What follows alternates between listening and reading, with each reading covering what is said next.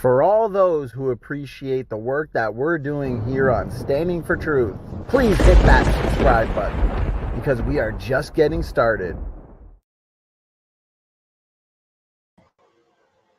All right, looks like we are live for the much anticipated debate between David Neff and Bill Morgan.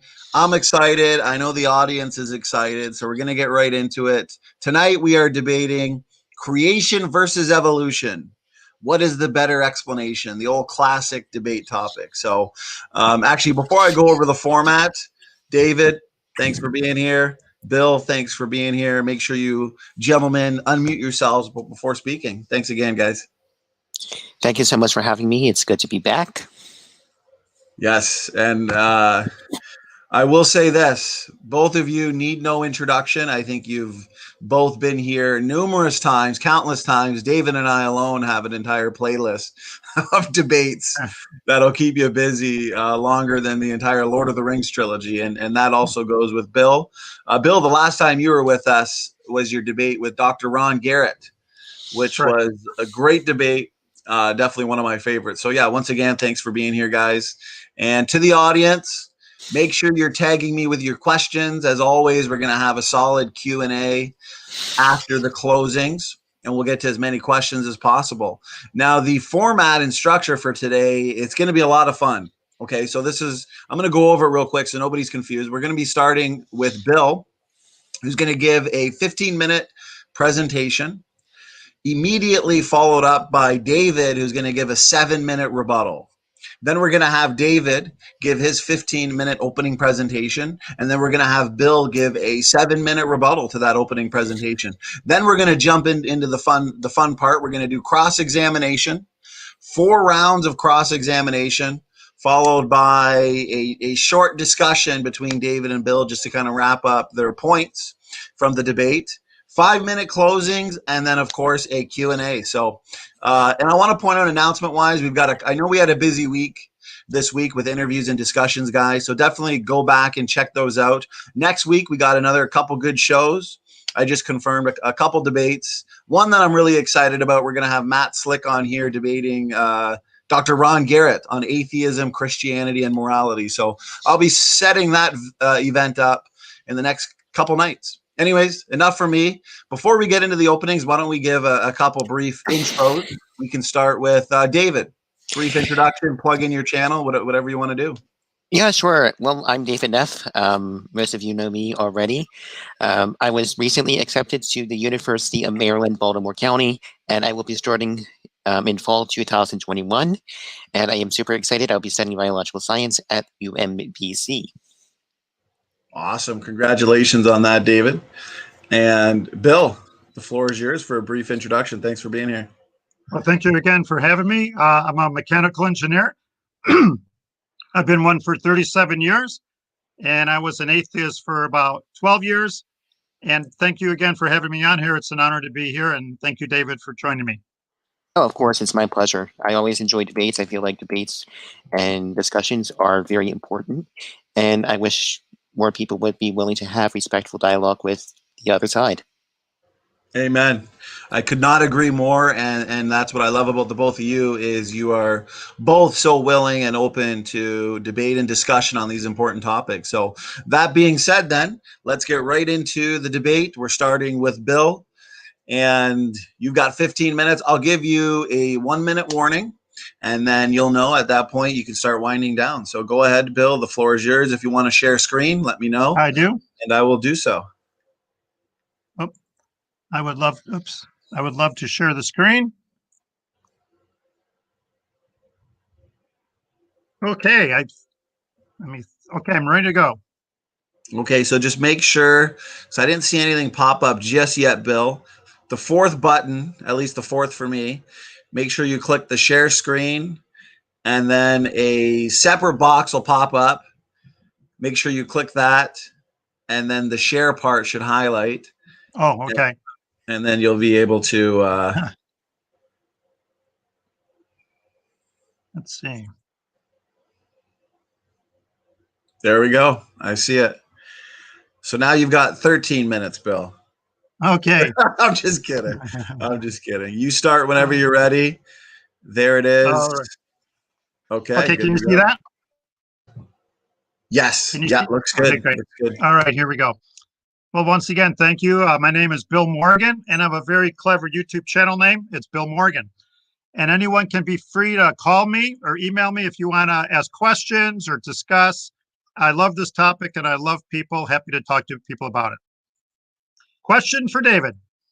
David, suppose you were placed in charge of a very important project, and you could hire every single person on the planet, including all the engineers. You've got 8 billion people working on your project. You're funded with unlimited amount of money, $900 trillion.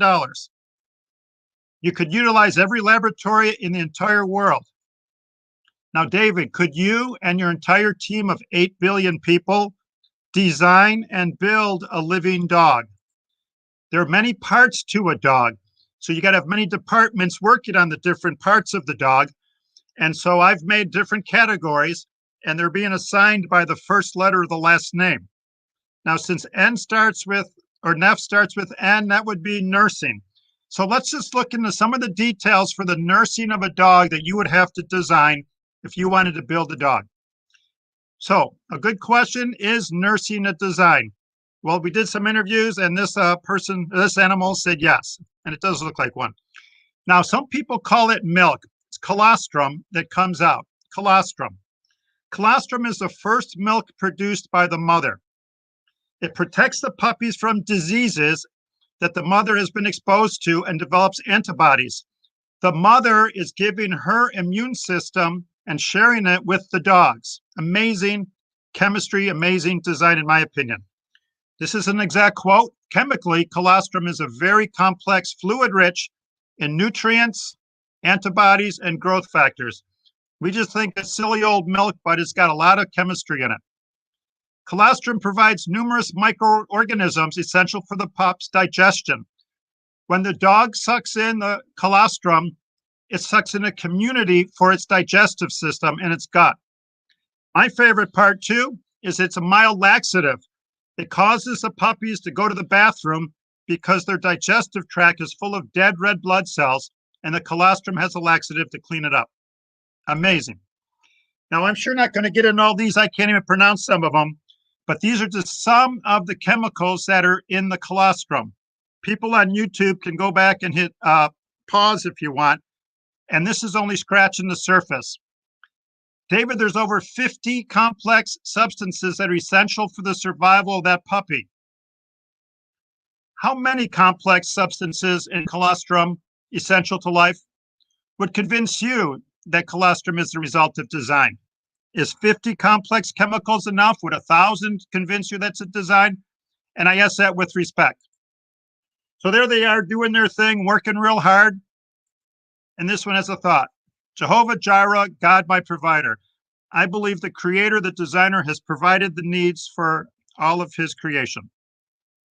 So where does milk production start? It starts in the brain. Prolactin is a hormone that's produced by the pituitary gland. It causes birth to occur, and it causes the nipples to grow and milk to be made for the pups. It gets the mother ready for the pups. But this is a good question to ask. How does it know when to start making the prolactin? Timing is everything. How does it know when? Well, I'd like to take you to a little design class. Engineers love design. That's what we do. What we have here is a feedback control system. It might be a big, scary word, but you use them every day. Feedback control systems are always the result of design. We're going to see if the dog has any. But first, let's talk about your home. There's Standing's Truth in Northern Ontario, nice and cold the way he likes it. But how does he heat it up? He'll heat up his house with a well-designed feedback control system. So, a person with intellect goes to the thermostat and says, I need 68 degrees Fahrenheit. I'm in the United States, so I'm not in metric. The sensor of the system senses 55 degrees. The sensor sends information to the controller, which receives the information and says, hey, heater, turn on. The heater receives this information and turns on. After a while, the sensor notices it's 68 degrees, sends a signal to the controller. The controller receives that signal, tells the heater to turn off, and it turns off. That's a feedback control system. Do dogs have feedback control systems? Yes, they have trillions of feedback control systems. People have trillions of feedback control systems. We're not going to talk about all of them. We don't have enough time. But we'll talk about milk production in dogs. It's a feedback control system. So, if puppies are born, we need to make milk, the mother's body says. Puppies are about to be born. Yahoo! A hormone is released. The pituitary gland receives the message and releases the prolactin, which says, hey, alveoli glands, make some milk. So then they make some milk. After a while, the pups are no longer drinking the milk. It dries up, and the sensor sends a signal back to the pituitary gland, says, hey, no more milk. Stop sending the milk-making hormone, and the milk factory closes down. This is a beautiful feedback control system. Another example of a feedback control system is if you're barefoot and you step on your kid's Lego. That's feedback, and you react. Once again, we have trillions of them. Does this sound like design or chance? The pup says, who cares? He couldn't care less. He just wants milk. But in worldview, this is a very, very important question because this goes to the heart of the issue. Is there a designer who made us? And that can change the way we look at life and we live. A fair question to ask, David, is what evolved first? The pituitary gland, the nipples, the prolactin, the milk-making glands? Evolution is a step-by-step process. Systems like a feedback control system cannot get there step by step by step. They have to show up instantly and they have to be functional instantly. God does not make things. God makes systems. The dog is a system. The reproductive system is a system. The pituitary gland is a system. The tissue that makes it is a system. The cells are a system. The molecules are a system. The atoms are a system. Systems can't evolve step by step. They have to be there all at once. For example, what evolved first? Protons or electrons? What part of the cell evolved first? What part of the pituitary gland? I think you get my point. I believe the logical, intellectual choice is that instantly feedback control systems in dogs and humans appeared. So how is the milk produced? Once again, you can hit pause and read this. It is much, much more complex than this, but all kinds of chemical reactions are occurring to create milk. So the purpose of this slide is not to go into detail because of time, but just for you to conceptualize the complexity. To me, that is a design, very complex, beautiful design that we take for granted. Now here's a cool slide. I just found this out a few days ago. Each nipple has a name. So the dog asks the question, is this a great design? Is this a good location for the nipples? The mama dog says, yeah, mom can relax and be comfortable, and the dogs have enough room for each one. See how they're perfectly spaced? Beautiful design. They're on both sides in case there's more pups. The mom can open up some more by laying on her back. So what is the IQ of nature? 0. Creationists believe there is a designer with an IQ of infinity. So if all the geniuses in the world could not design and build a living dog, How could nature, with an IQ of 0, design and build the dog? A dog requires a designer with an IQ of infinity, beyond our comprehension. Now, the people watching the debate, you decide. Is milk production in dogs simple or complex? Is it the result of brilliant design or chance? Living things like a dog can't result by a step-by-step slow process. Going back to the chart, even if you could design a nursing system, you need kidneys, intestines, a heart, eyes, etc. People can't do that, David. That requires a God with an IQ of infinity. And don't forget, you have to design a male dog as well. Isn't that beautiful? I love that picture. Quick definition, a design is something that is planned. Chance, something that takes place without planning. Okay?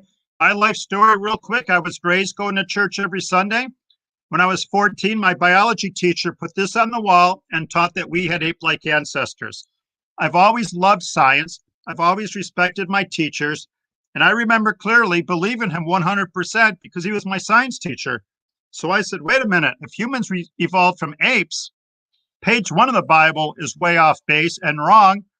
And as a 14-year-old, I kind of liked the idea too. I said, cool, I don't have to listen to all the rest of the book with all of those rules. But I was sincere. I was an atheist. I really, truly thought creationists were to be pitied because they lacked scientific knowledge that I had, and they were scientifically ignorant. But when I was 26 years old, I got evidence on how they made these ape men. I dug into it, and now I'm a creationist. And I am glad I fell away because I had to establish my own faith. I didn't want to get by with my mom and dad's, so things turned out well. Very important question. What are these? These are cartoon drawings. This is not scientific evidence. In 9th grade, I thought I was staring at scientific evidence there. The drawings are great. The stories are great. The fossil evidence is terrible, and as is the living evidence. The theory of evolution is nothing but stories and drawings. That's a quote by me, Bill Morgan. I've said it many times. Once again, the theory of evolution is nothing but stories and drawings. What are the steps of science? You start with an idea, then you make observations to test your idea, and then you reach a conclusion. Suppose I had the idea that a pen could fly. What's my next step? I drop it 100,000 times. It never flies. My conclusion should be, if I'm open-minded to the evidence, pens don't fly. That is, if I'm open-minded. Idea number 2, humans are related to apes. It's good to have ideas. It's great. That's how things move. But then we got to test them. So we do some observations. What have we observed? Are humans related to apes? Well, we can observe 8 billion people on Earth. We can observe that they're all making humans. They all came from humans, human grandparents, human great-grandparents. And when they reproduce, they make more and more humans. That's what we observe, billions of times. We can observe 1 million apes. They have ape parents, ape grandparents. So everything we observe, we see 8 billion people, 1 million apes, 0 living ape men. Where is the evidence? I say it never exists. I tell people, trust your eyes. People make people. Serious question. Why do the textbooks only have drawings as evidence for evolution? Why don't they have photographs? Isn't that a good-looking guy right there? What about fossils of ape men? The evolutionists themselves say this. Scientists have been on the trail of the last common ancestor for decades. They still have not found it. But because there is so little agreement on what it should look like, they interpret the fossils differently. Even the evolutionists admit there's no evidence. The theory of evolution is anti-science because it's not founded on evidence. Okay? So once again, the steps: idea, observation, conclusion. My conclusion, apes are not related to humans. There's no evidence for it. People say reptiles are the ancestors to birds. What do we observe? A lot of reptiles, a lot of birds. No transitional forms. He can only make more reptiles, and that's not religion. It's called biochemistry and genetics. Okay? Creationists believe apes make apes, people make people, reptiles make reptiles, birds make birds. Once again, I want to emphasize this is not a religious belief, it's genetics and biochemistry. The faith position is to believe that bacteria is our ancestor. That's blind faith. So, David, do you believe humans are related to apes because your eyes have seen evidence, which is science, or because you've been told that it's true, which is faith?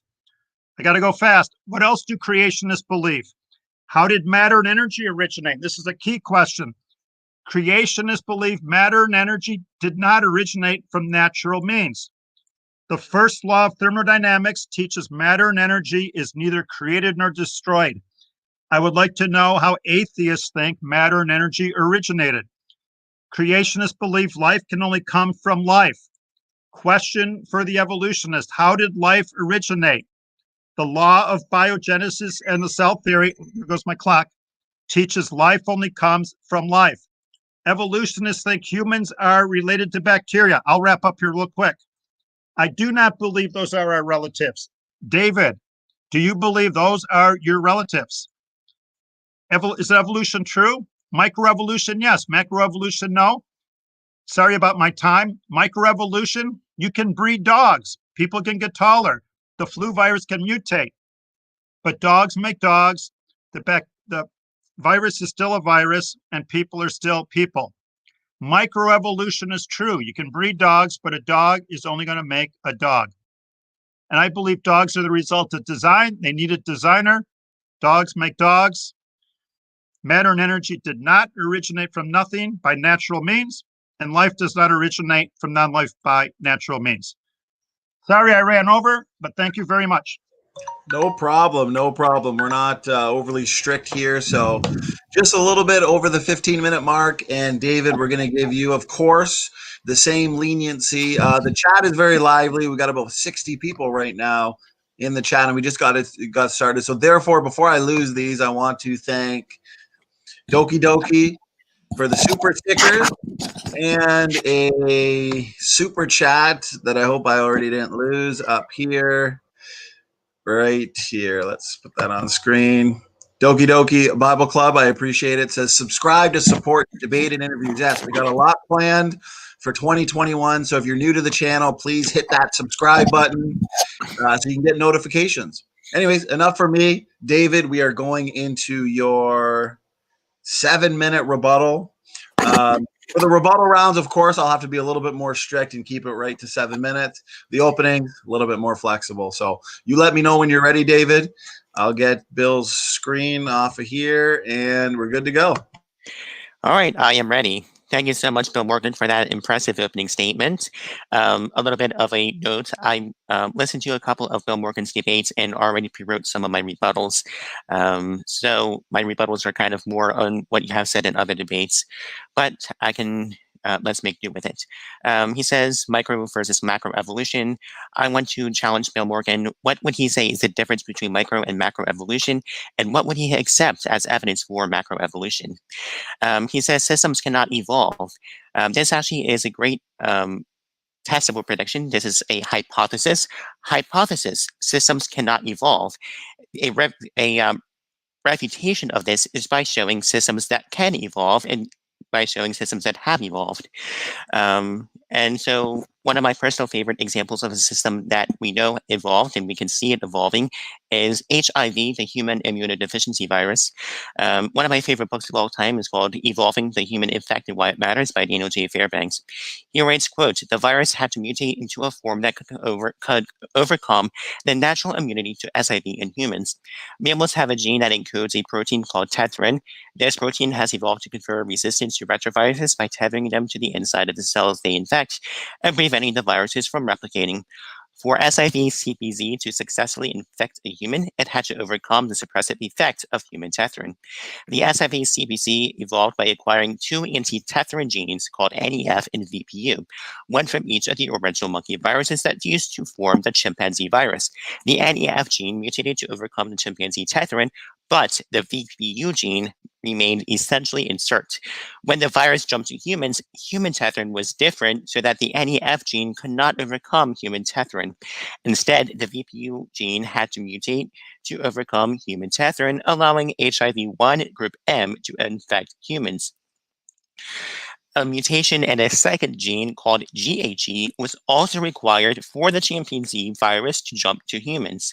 So my question to Bill Morgan is this: does this count as a system? And does this count as an irreducibly complex? Because you have to have all these mutations and all these genes working together in order for this virus to infect humans. If this doesn't count as an irreducibly complex system, I don't know what does. So again, my question is, I want Bill Morgan to put a goalpost in the ground and say, okay, what do I have to show him in order to disprove this hypothesis? Another good example is we are watching in a group of lizards right now, actually evolving placentas. We are seeing this happen right before our eyes. It's a new organ. It's a new function that did not exist in its previous ancestry. So the question I have for Bill Morgan is that, is this a system, and is this irreducibly complex, and would this falsify his hypothesis that systems cannot evolve? Next, he has an IQ of design versus nature. My question is, what exactly is an intelligent designer, and what are the mechanisms by which what is the mechanisms by which he designed these things? If there are no mechanisms, it cannot be falsified, and therefore it cannot be science. What I really want to know from Bill Morgan is, how would I falsify the idea of intelligent design? Let's see here. What else did he point out? Oh yeah, basic genetics. Let's tackle his argument that apes make apes, people make people, penguins make penguins, etc. I agree 100%. And humans actually are apes. If you know what the word ape means, you would know that we in fact are apes. And I would love to discuss this more with Bill in the open discussions. This is called the law of monophyly. If a chimpanzee suddenly gave birth to a human, well, that would actually completely falsify and refute evolution.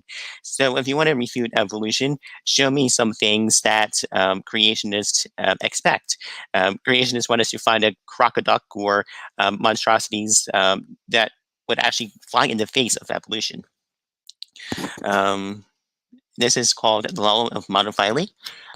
He seems to agree. Bill Morgan, can you nod your head or give me a thumbs up or thumbs out? Do you accept that speciation happens at all? Would you accept speciation? You're on mute. Bill, you're on mute if you're trying to speak. Yes, I do. Excellent. So speciation. David, actually, I paused the timer there just because I didn't want to, because he was on mute. I wanted you to maintain as many seconds as you have. On your timer, how much do you have, David, if you don't mind me asking? I lost track of time. How much time do you have? Okay, I've got roughly, David. it looks like 2 minutes. 2 minutes. 2 minutes, perfect. So he Bill Morgan accepts speciation. So the question I have for him is, where does the extent of common ancestry have? Speciation, of course, if speciation is not macroevolution, then again, what is? What would Bill Morgan accept as macroevolution? Let's see here. What else did he say? Trying to go through as much as I can. Which is the result of design. I know he's used this argument before in previous debates, but I want to tackle this as well. Bill Morgan here commits the fallacy of false equivalence, and animated objects like machines cannot reproduce and pass on genetics to offspring. We are all genetically modified organisms. One of the key mechanisms of evolution is descent with modification. Over time, these modifications are slightly improved.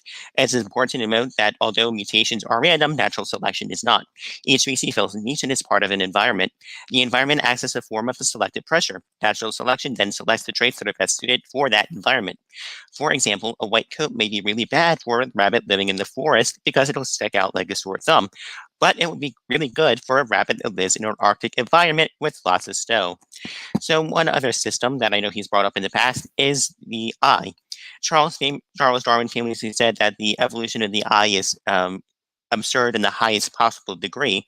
However, he continues, yet reason tells me that if numerous gradations from a perfect and complex I to one very imperfect and simple, each grade being useful to its possessor, can be shown to exist, if further the I does vary ever so slightly, and the variations be inherited, which is certainly the case, and if variations or modifications in the organ be ever useful to an animal under changing conditions of life, then the difficulty of believing that a perfect and complex You I. got 20 seconds, David. 20 seconds. Okay, well, I'll go through this in the open discussion since I know we're probably going to do a lot of that. So I'm going to end right here and jump right into my opening speech.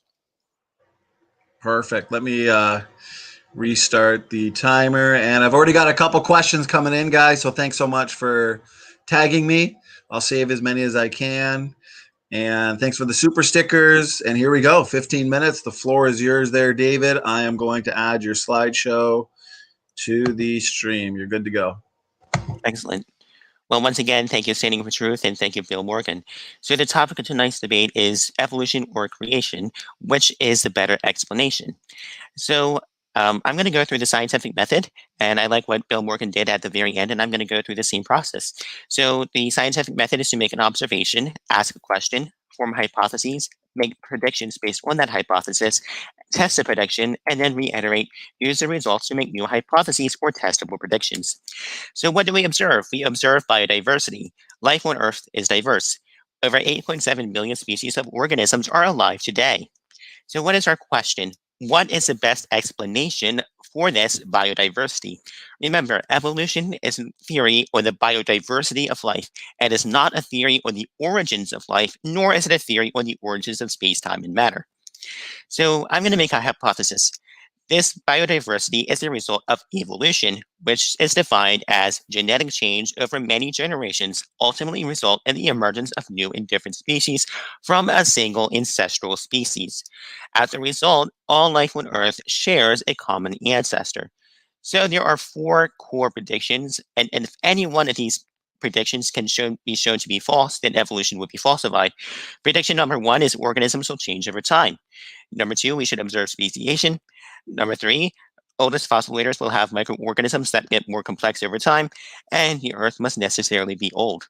So what about change over time? Confirmation number 1, yes, it happens all the time. Nobody questions it. Confirmation 2, speciation. Does that happen? Yes, it does. Bill Morgan conceded that point. What about the fossil record and the age of the Earth? So multiple dating methods all agree on an ancient Earth. Uranium series, argon, potassium argon, etc., etc. The oldest layers shows exactly what we would expect to find. We never find a fossil rabbit in the Precambrian. We never find a modern human fossil in the Jurassic. And the oldest rocks on Earth show no evidence of oxygen. We do have evidence, by the way, that life is older than oxygen. More on that, we can discuss that in the opening statements and the back and forth, rather. So far, so good. But what is the evidence that all of life shares a common ancestor? Do humans share a common ancestor with the other great apes? So what do we observe? We observe that humans and the other great apes look similar. In fact, we are apes by definition. So what is my hypothesis going to be? We are apes because we share a common ancestor with the other great apes. Many of the great apes are native to Africa. From this, we will hypothesize that humans are from Africa. So the predictions from this, humans and other great apes will be genetically similar. If humans emerge from Africa, then human MCRA should be in Africa. Africa will have the greatest amount of genetic diversity. Human genetics will nest within African genetics, and the oldest human fossils should be in Africa. And finally, the oldest human fossils should look more ape-like. So genetic similarities, Carl Linnaeus, long before genetics, he lived even before Darwin, noticed that similarities when he was creating his original classification scheme. In fact, he put all of the great apes, such as orangutans, chimpanzees, bonobos, etc., and the genus Homo. And by looking at the genetics, we find that humans, chimps, are 96% similar.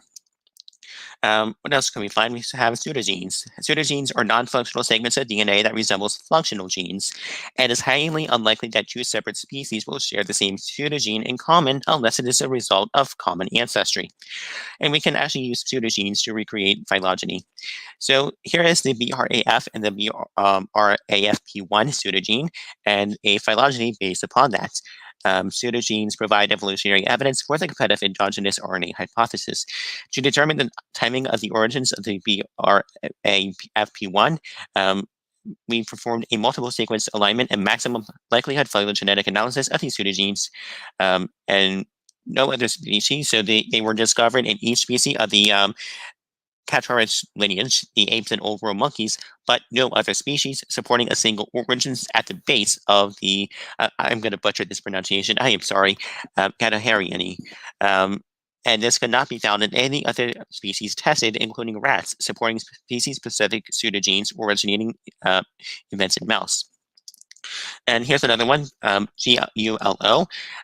This is an oxygen, it is a gene that creates vitamin C. However, this gene is disabled in all of the dry-nosed primates, including humans. As a result, all of the dry-nosed primates need to incorporate vitamin C in their diet. And despite this loss, this is actually beneficial because our food is already rich in vitamin C, so we do not need it. Next, let's talk about the out of Africa hypothesis. By using the mtDNA map, we can actually show that humans emerged in Africa. The first common ancestor is postulated to have lived in Africa about 200,000, 300,000 years ago. And we would predict that Africa would have the most genetic diversity because of what is called the founder effect. When you have a population that small population that moves away from the original population, it takes away some of that genetic diversity with it, as we can see in this diagram.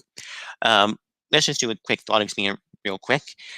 Let's suppose that humans build a colony on the moon, and then some years go by, the people on the moon then leave to go to Mars. So where would we find the greatest genetic diversity, Earth, the moon, or the Mars?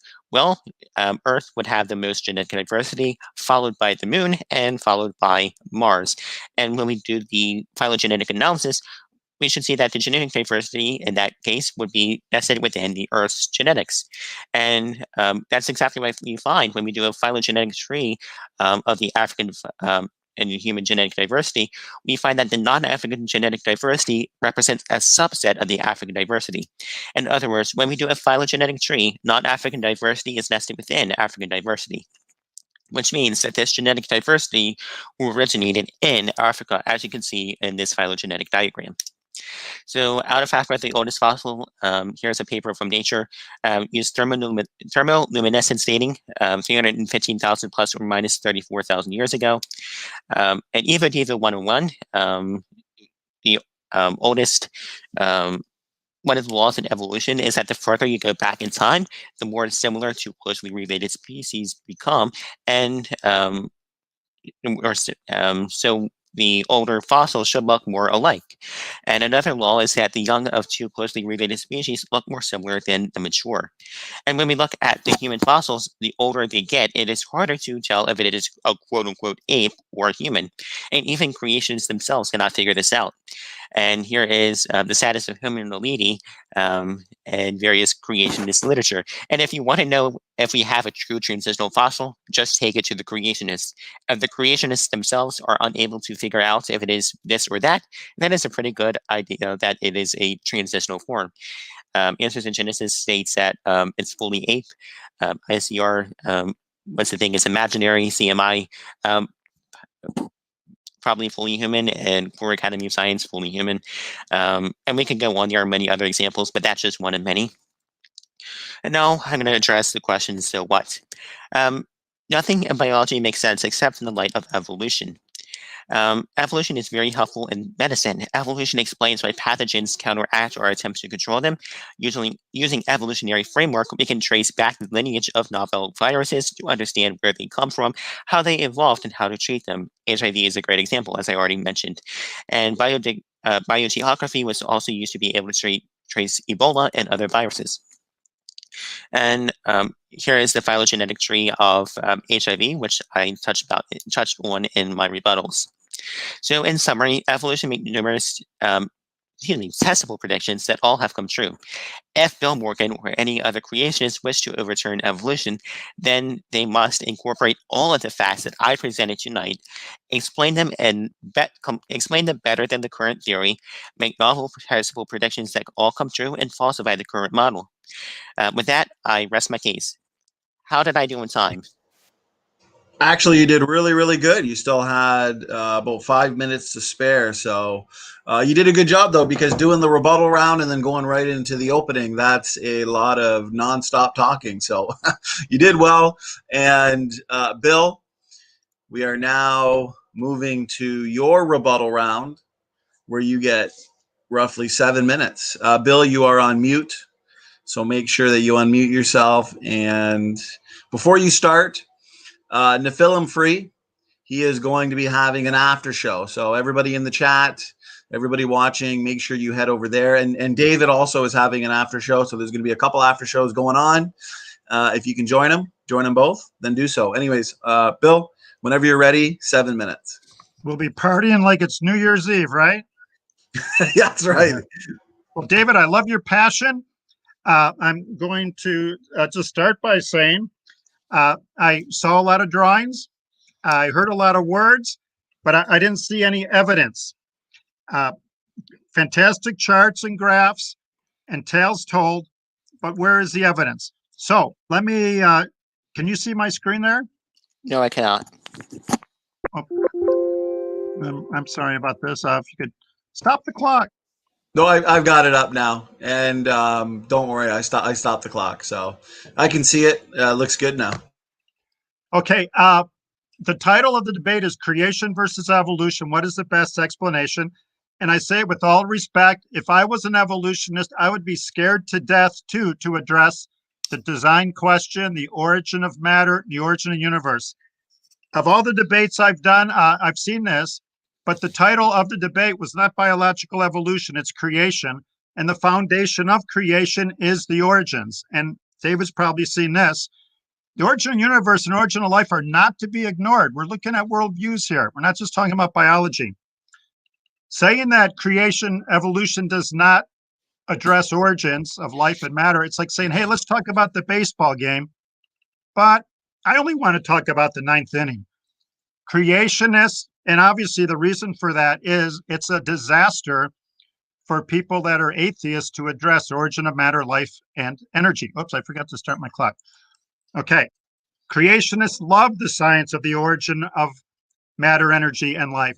First law of thermodynamics, second law of thermodynamics, the law of biogenesis, the cell theory, all support creation. Okay, David talked about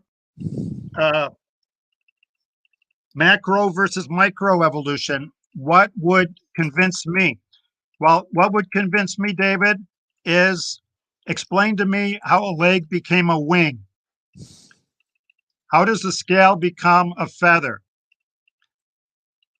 Tremendous differences between scales and feathers. If reptiles became feathers, there should be an explanation and there should be living evidence. Speaking of evidence, David, do you confess there's 8 billion humans, 100 million apes, but no living evidence of transitional forms? Okay, I've seen the drawings, I've heard the stories. Reptile bones and bird bones are different. What is the difference? Reptiles have solid bones, birds have hollow bones. That would be compelling evidence of macro evolution, not just a variation among the reptiles or the birds. You've got to go up the hill of reptile to a bird. This guy, I once asked him, Carl Zimmer, he writes on evolution, how did solid bones become hollow? He said, well, they had to become hollow so they could fly. But I asked him how. Once again, he said they had to fly. He never responded to that. The metabolism is different. Lizards have a very slow metabolism. Birds have the highest. There's a good evidence of macroevolution. Cold-blooded had to become warm-blooded. Okay? The worst vision on the planet has to become the best vision, and the hind feet had to become perching feet. That would be compelling evidence for me of the difference between micro and macroevolution. You talked at length about the HIV virus, and you can probably predict what I'm going to say. It's all microevolution. It's still a virus. And you asked about, does it count as a system?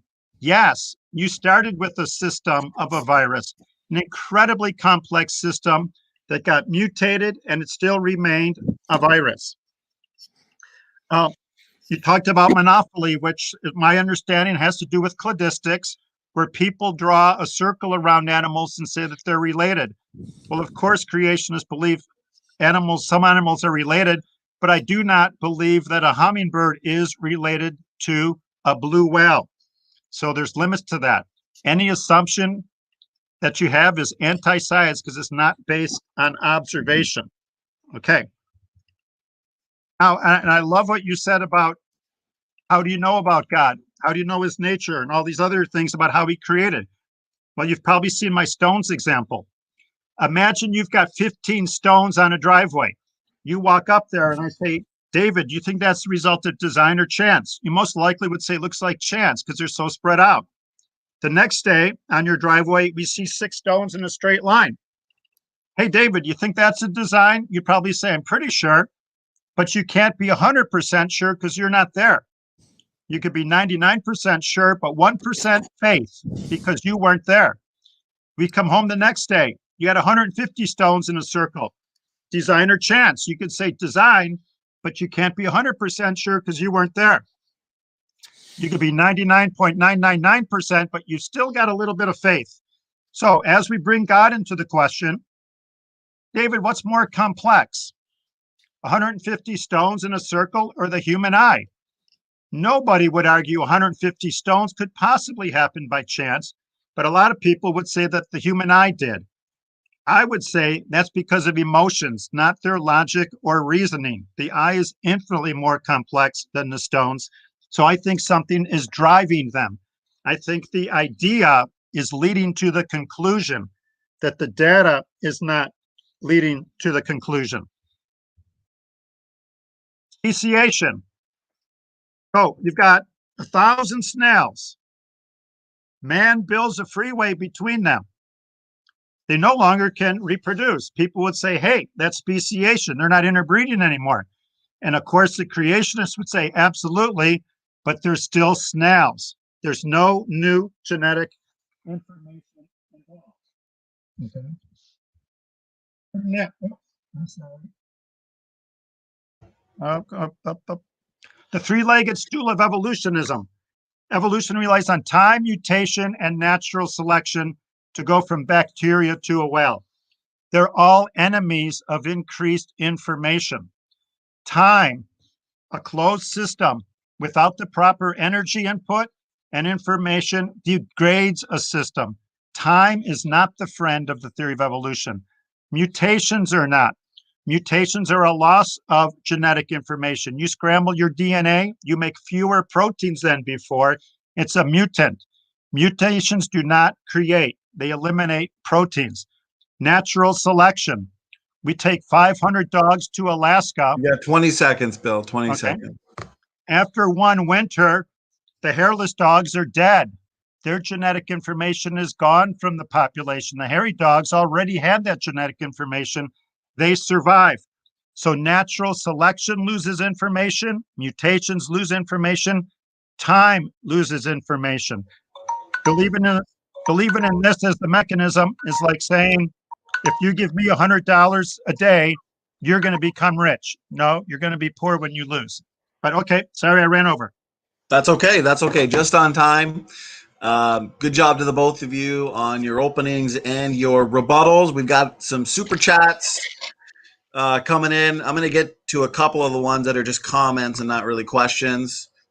Well, yeah, we got a lively chat tonight, so thank you so much. Ian Chen says, sorry, can't stay SFT, but I have to slap and run. That's a good insider between Ian and I. Thank you so much. Doki Doki, $2 super chat. I appreciate it. I could make a dog from box of Legos, Bill. So does it lactate milk though, Doki Doki? And we had another one. I've got a couple here that are just questions, so I'm saving those guys for the Q&A. Another one from Ian Chen. I appreciate it. Says, because it's SFT and David and a little Bill. So he's a fan of all of us. Very sweet of you, Ian. And Ian, slap it. Okay, well, thank you. And that gives you guys a bit of a break there, because now we are going into the cross-examination rounds, where we will start with, I believe, since Bill opened, it'll be you cross-examining David for the first round. Am I correct? Correct. Okay, so we've got 5 minutes. Whenever you're ready, I will start the timer and you can begin asking your questions. Okay, I couldn't get a noisier timer. Okay, David, everything I ask is with respect and dignity. And I appreciate that, and I do want to appreciate you have been very cordial so far, and I really want to appreciate you coming on and discuss this with me. And in a manly way, I love you. Well, thank you. You also. We need more And I love love in this both. world. And I love both of you. Yeah, we need more love in this world. Okay, ready, SFT? Could you start now? But I just want to establish our friendship. Okay, David, why are you an atheist? I am an atheist because, number one, when I look at the Bible, I find that the evidence for the Bible is very lacking. My journey into atheism started with, I guess, questioning the Bible and examining some of the sources for it, and examining some of the messianic prophecies that Jesus allegedly fulfilled, and seeing some of the false prophecies in the Bible. For example, Jesus prophesied that he would come back within the lifetime of his followers, and that obviously did not happen. Many other things in the Old Testament that was supposedly prophesying of Jesus, such as the virgin birth, is based upon a mistranslation of the Hebrew word Alma. A lot of misquotes from the Old Testament in the New Testament that I don't have really a whole lot of time to go through.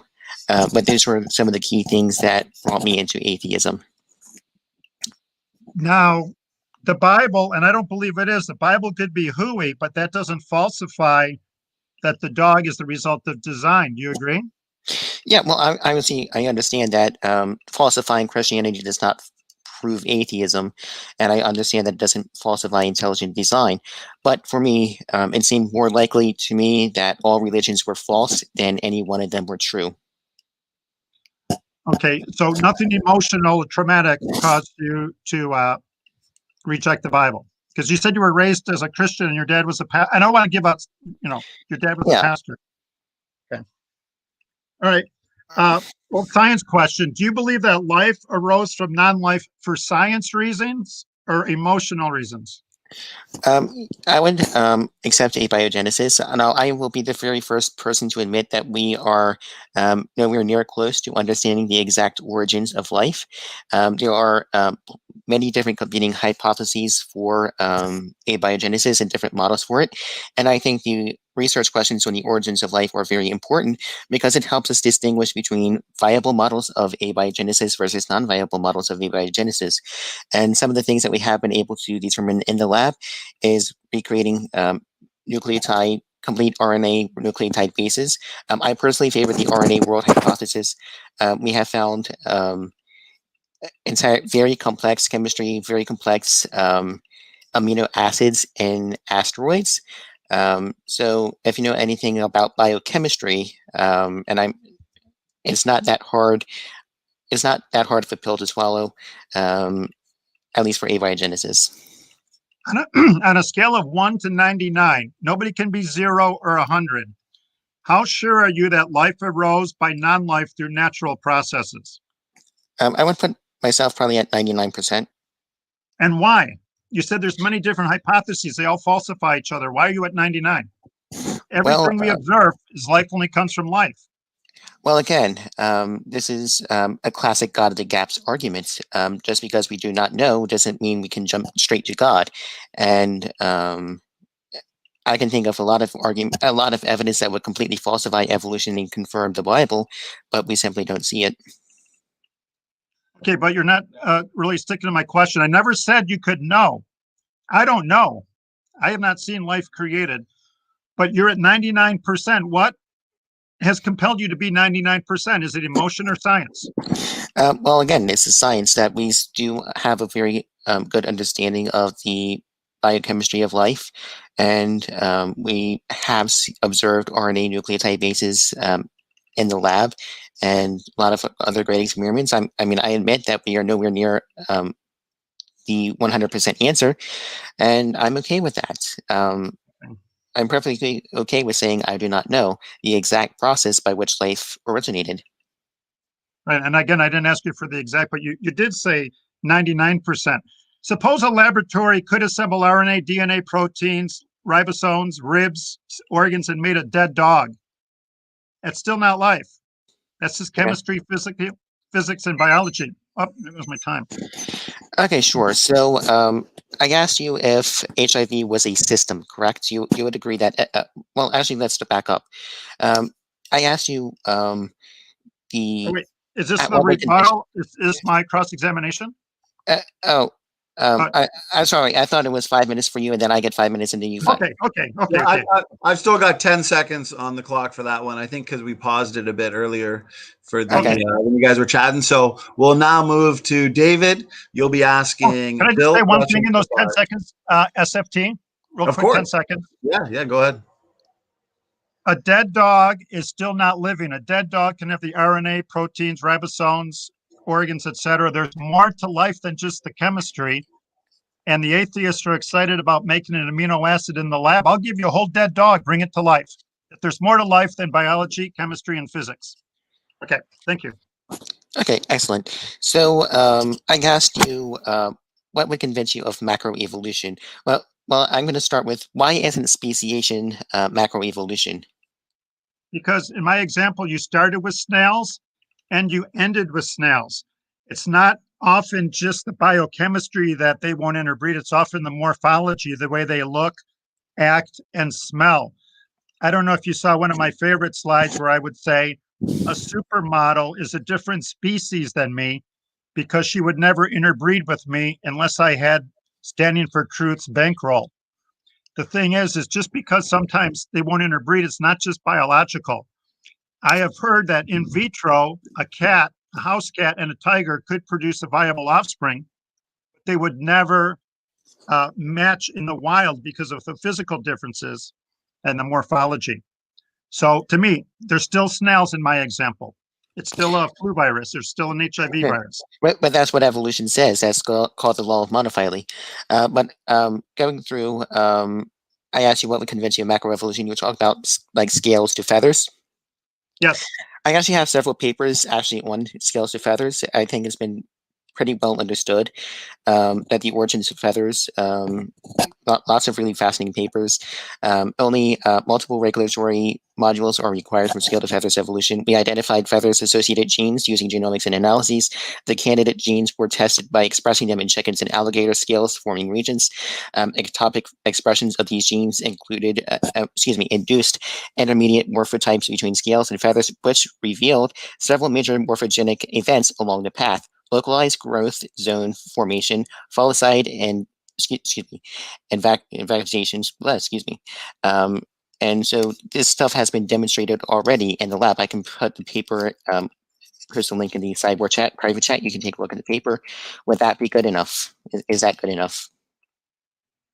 You can send me a paper, and I'm not going to dismiss that, but you agree there's hundreds of billions of reptiles, hundreds of billions of birds, of no course. living intermediates.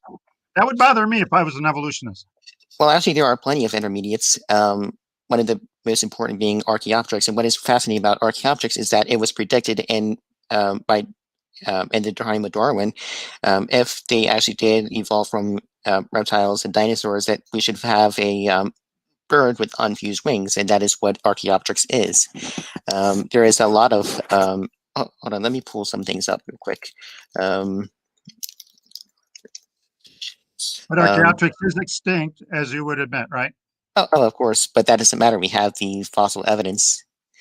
And it's very similar to a roadrunner that's alive today. Yeah, okay. And they don't fly. They have wings. Okay, so what? Well, the Archaeopteryx is a fossil, I believe, of a bird, and similar to a roadrunner. It's got feathers, wings, perching feet, and it's got the differences that tooth, claws on its wings, just like an ostrich. But there should be hundreds of millions of living organisms, David, if the reptile is related to the bird. And people look at an Archaeopteryx fossil and hang their hat on that. To me, that's emotion. That's not data driven.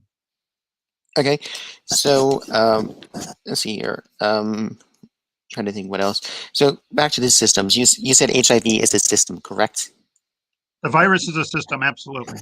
And we know how this new virus, the novel virus, the HIV, evolved. We have the multiple organisms. Would you agree that that is irreducibly complex with the different genes that are necessary to turn SIV into HIV? SIV? Yes, SIV is the chimpanzee, the virus, chimpanzee immunodeficiency virus in that section. It jumps host from the chimpanzee bonobos to humans sometime around 1900s and became HIV. So would that count as a system? Well, I don't want to disappoint you with my lack of intellect, but I don't know anything about SIV. But I would propose that what they had in the 1900s was a virus. Correct. What they have today is a virus, and but it can undergo multiple changes. But it's not the same. Answering your question. But it's not the same kind of virus. It's not the same kind. It's a brand new virus with brand new functions and brand new genes.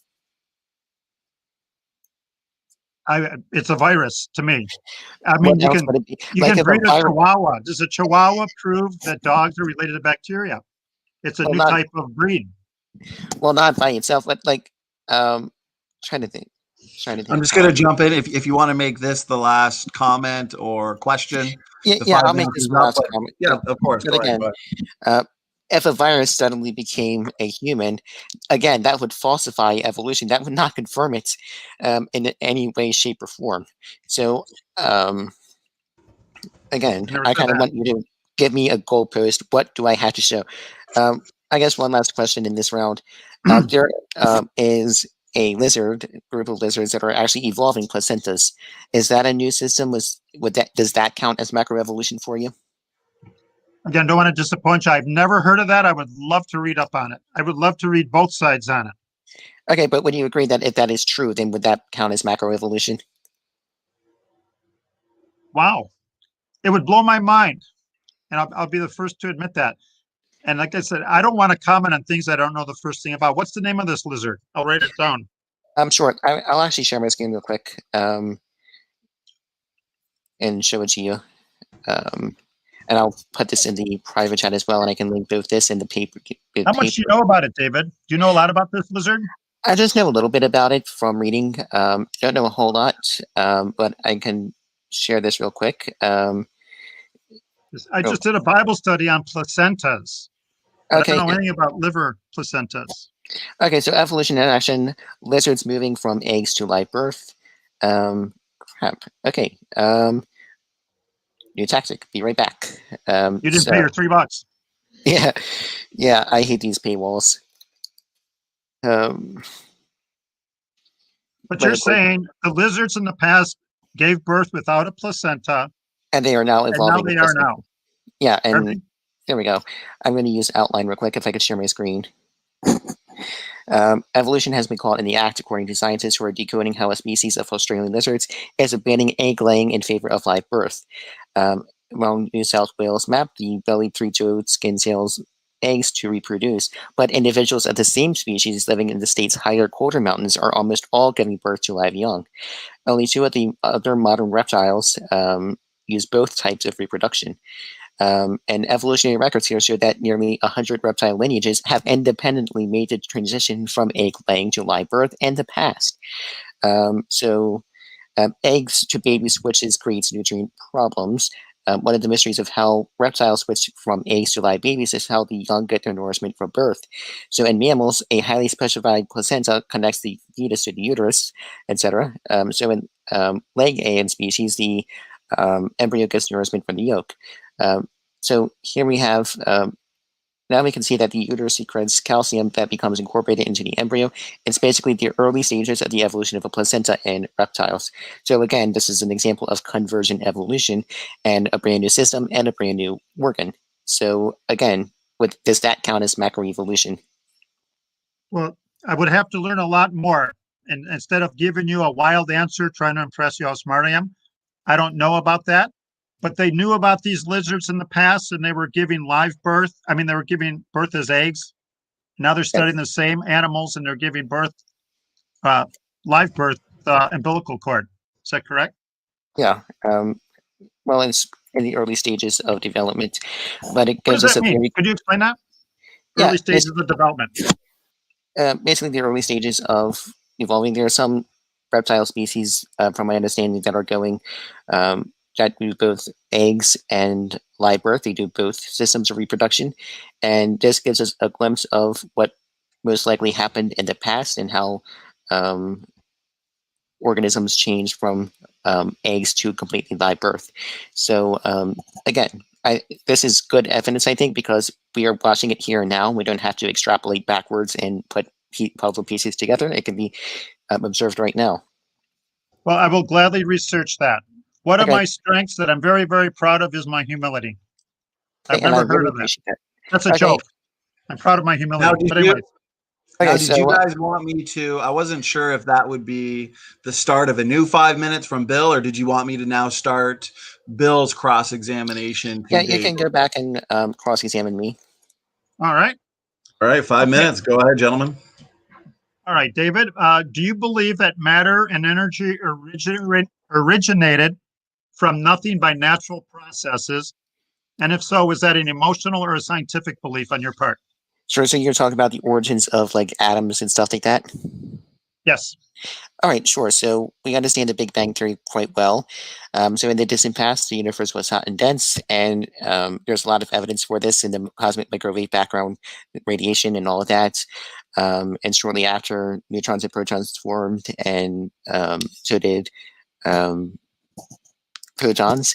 And what we do know is that in stars, stars fuse um, atoms together and create new elements. All the heavy elements up to iron is created in stars, and the heavier on all the other heavier elements are created in supernovae. And we know that because we can observe that through what is it called? Well, you're not answering my question to cut you off rudely. Okay, How did the matter and energy originate? I don't want to hear the Big Bang story. okay. What would you accept? What would you accept? Your answer. What's your answer? Well, How I do want you to know think? How do you think? I didn't say how do you know. How do you think matter and energy originated? again. Matter, the Not atomic expanded, originated. originated through the Big Bang. No, We don't know now. David, that's after the origin. Okay, we And don't if you know. don't But know, again, I won't grill you on it. But okay, do you want to but just again, I'm cosmology is not my field. Obviously, I'm more into the biological science. That's what I'm going into. Um, but again, um, even to the biology side, there's plenty of. I think you should have a discussion with my friend Leo Felius. He's actually really big into cosmology. He knows a lot about that stuff. So I would you be interested in setting up a debate with me with you and excuse me with you and Leo Felius? Because he's yeah, never been to that. I'm losing my 5 minutes here. Sure. But Uh, in the Sound of Music, there's a song. I know you like music. Nothing comes from nothing, right? Remember that? You ever seen Sound of Music? And that's very good physics. The first law of thermodynamics teaches matter and energy is neither created nor destroyed. I truly think if you were seeking truth, you would reject that matter and energy came from nothing. And I do believe that if you believe it did, that's an emotionally driven response. But my goal is not to, you know, feet to the fire, etc. Um, what do you think will happen to you after you die, David? well, I will die, and my consciousness will go away and never wake up. So yeah. Okay. I ask with respect again, what is the meaning of life? Is there any meaning? So there's no objective meaning of life. It's pretty much whatever. So again, what do you mean by meaning of life? Like for me, my quote unquote meaning and purpose would be through music and science and all of that. But again, So life has no meaning, right? what define meaning? Well, purpose, the law of causality says for every effect, there has to be a cause. There is a cause for your piano. There is a cause for your piano bench. There's a cause for your carpet. Is there a cause for you? Okay. Is there? Well, Oh yeah, my parents coming together and all that. But what do you mean by a cause? A purpose. Okay, a purpose. I'm not And playing again, word games. okay, but again, I don't believe there is an objective purpose in life. Okay. But you used to when you used to be a Christian, right? Yeah. Well, it's not just an emotional theology. It's a law of causality. For every effect, there is a cause. And I believe every designer cares about his design. I think it's clear that your vision, your hearing, your skeletal system is a design, and that there's a designer, and that there is purpose and meaning to life. And I say this with respect. I've talked to a lot of atheists. I truly believe they're emotion driven after they've heard the facts. A lot of people just believe it because they were taught it. But I think you know biology and chemistry and physics too well to think even an atom happened by chance, much less a universe. But I do respect you no matter what. We could be best friends and disagree. You know what I mean? We're just two guys who disagree. Yep. What are, go ahead, David. I'd like to hear what you're saying. I'm sorry. Go ahead. Okay, this is an important question. What would you say, and I meet a lot of them, what would you say to a depressed teenager who tells you, David, my parents are awful. I'm living on my friend's couch. I have no friends. Life is meaningless. I can't put up with the pain. What would you tell them? Go see a therapist. Go see a psychiatrist, because I'm not a psychiatrist, nor am I a therapist. I'm not a professional, and I would not want to counsel them because I'm not a professional on that topic. Okay. If you wanted to, it's been 5 minutes. I don't want to cut you guys off. If you want to make a couple last points there, Bill or David, before we move to David's cross exam. I meet hundreds of kids that have no meaning, no purpose, no hope. They just feel they're going to warm up the planet and that there's no meaning to life. And there really is a lot of pain out there. And so many young people don't know how to deal with their pain. And the way to deal with pain is to know that, and I say this to you, David, you are loved. You are important. There is a creator who made you for a purpose. And that's the most important part of this debate. There is a purpose for this dog. There is a purpose for you. And these teens just like to know that they're not biological junk ruining the planet, that there's a purpose for them, and that they're a special creation from a loving God. Okay, so what is the purpose of a puppy dog, I guess? I believe God got joy through his creation, and he liked to spread the joy. And my dog gives me joy. Okay, so what is the purpose of a gamma ray burst? I would have no idea. Okay, I'll have to ask your buddy Leophilius or whatever his name is. Yeah. Or what would be the purpose, so to speak, of a black hole? Wow. So let's keep learning more. Okay, good. There's a purpose for you, David. I don't know about the black hole, but I know there is one for you. And yeah, I say that as a friend, not to make you feel guilty or rotten. Okay, sure. So I kind of want to talk about my arguments on the out of Africa hypothesis and stuff like that. How would you account for like the genetic diversity in Africa? Would you agree that there's good evidence that humans originated in Africa, whether it be through evolution or by God's design? When you say genetic diversity, and I'm not playing dumb, what do you mean? I mean exactly that. So people in Africa now are different than people in China or Russia, are you saying? So do you know what genetic diversity means? Well, probably different arrangement of genes or different types of genes. Yeah, exactly. It is the total number of, I'm just reading from Wikipedia here, the total number of genetic characteristics in the genetic makeup of a species. And we find the greatest amount of that in Africa. And through the founder effects, by understanding that, we can understand that humans must have originated in Africa. And when we do the phylogenetic analysis, we show that humans are that the non-African lineages are a subset of the African lineages.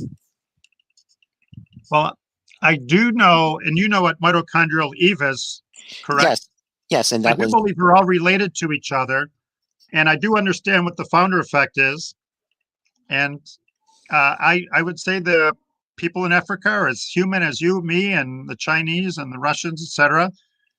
But again, they're all still what? They're all still people. Okay. Trying to think. And do you believe in mitochondrial Eve? Oh, it's your turn. I'm sorry. Okay, yeah. So mitochondrial Eve, yes. So mitochondrial Eve has been dated through the molecular clock to about 300,000 years ago, so give or take. How do you account for that in a young Earth timeline? I've actually, years ago, I've read up on the molecular clock. It's all based upon assumptions of mutation rates, as I understand. And you change that variable, you can get any date you want. Okay, but we do know that civilizations only go back 5,000 years. You could Google history of civilizations, they're all 5,000 years. And that's empirical. It's not theoretical. All right, I'll let you ask that to me in the cross-examination. Why don't we? So, trying to think of what I was going to say next. Again,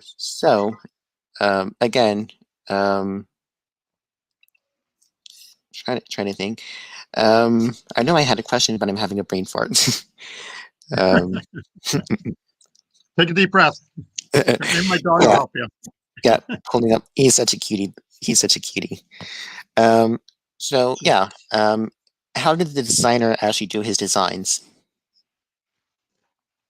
How did the stones on your driveway get into a circle? All we can do is hypothesize. Well, it's actually my conclusion, but I do believe in instant creation, which blows my mind. But I believe the human body was instantly created with a muscular, skeletal, digestive, nervous, immune system because they all rely on each other like a system. So we really are debating which miracle makes more sense, because would you agree we both believe in a miracle? No. Okay. Well, you haven't explained yours, and if you can't explain it, it's beyond science. But I believe in the miracle of the eye, the optic nerve, the visual cortex instantly being designed. I don't want to put words in your mouth. You believe time, nature, and chance pushed chemicals around and made the eye, the optic nerve, and the visual cortex, which to me is a bigger miracle. Well, that, of course, ignores many of the mechanisms for evolution. But real quick, I was actually doing some research on the evolution of the eye for this debate, because I had a feeling you were going to bring this up. And this is, pull this up. Darwin's greatest challenge tackle the mystery of the eye. So actually, researchers in the laboratories have discovered that light-sensitive cells in our eyes and the rods of the cones are of unexpected evolutionary origins. They come from an ancient population of light-sensitive cells that were initially located in the brain. It is not surprising that the cells of human eyes come from the brain. We still have light-sensitive cells in our brain, which detect light and influence our daily rhythm of activities, but possibly the human eye has originated from light-sensitive cells in the brain. Only later in evolution would such brain cells have relocated into the eye and gained the potential to confer vision. The scientists discovered that the two types of light-sensitive cells existed in our early animal ancestors. In most animals, these cells became part of the eyes and remained embedded in the brain. But the evolution of the human eye is peculiar. It is the ciliary. I cannot pronounce the word, I'm sorry. I am really bad with pronunciation from my dyslexia and all that, but I digress. That were recruited for vision, which eventually gave rise to the rods and cones of the retina. So how did the researchers finally trace the origins of the eye? By studying a living fossil, a marine worm that still resembles early ancestors that lived up to 600 million years ago.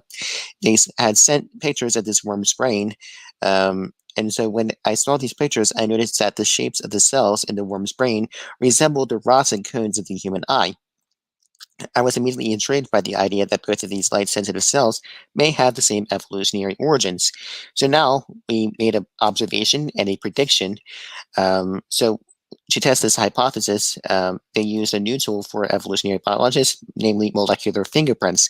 Such a fingerprint is a unique combination of molecules that is found in a specific cell. He explains that if cells between species have matching molecular fingerprints, then the cells are very likely to share a common ancestor. So the scientists provided crucial evidence to support the hypothesis with the help of the EMBL research. She determined actually that the molecular fingerprint of the cells in the worm's brain, she found an opsin, a light-sensitive molecule, in the worm that resembles the opsin in vertebrate rods and cones. And so when I saw this vertebrate-type molecular active in the cells of the brain, it was clear that these cells in the vertebrate rods and cones share a molecular fingerprint. This was concrete evidence of common evolutionary origins. And this, of course, confirms what... I'm sorry? I was just gonna say that the 5 minutes is well past, and Okay. therefore my recommendation, if you had one, it's up to you. Maybe one, I guess, finish your point, and if you want, you can end it with a question to Bill, and then we can jump into maybe 10 minutes of free-flowing dialogue as I gather the rest of the questions and go from there, if that works for you, gentlemen. Yep.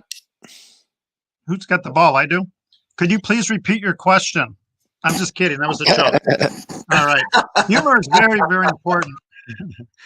Well, I do believe that's a beautiful story. I believe the worm eye is perfect for what the worm needs. The most complex eye in the fossil record is in the trilobite, which is in the allegedly oldest fossils. Allegedly, one of the first multicellular fossil has the most complex eye. And if I were an evolutionist, that would be a big problem for me. So I believe each eye is designed for the organism it needs. There's no evidence that one mutated its way into another. But I still respect you, David. Okay? Sure. Not fighting. Okay. So let me pull up my notes real quick. So basic genetics, yeah. So you understand how phylogenetics and cladicics work, correct? To a fair extent, more than my neighbor, but I'm sure no expert. But is the 5 minutes up, SFT? What? Yes. So the 5 minutes would be up. And therefore, if you guys would like, that would conclude the 2 rounds of cross-examination. You guys can now move into a free-flowing dialogue for a few minutes if you'd like, maybe 10, 15 minutes while I gather all the questions, and then we can move on from there. Or do you want to do the closing now? I think we should go on and do some more. We've only been doing, do you want to do maybe 10 more minutes of open discussion before we do closing? Because I've been really enjoying this discussion. Okay. All right. Let's see here. Could I ask you one? Yeah, sure. Go right ahead. You believe you have a soul? What's a soul?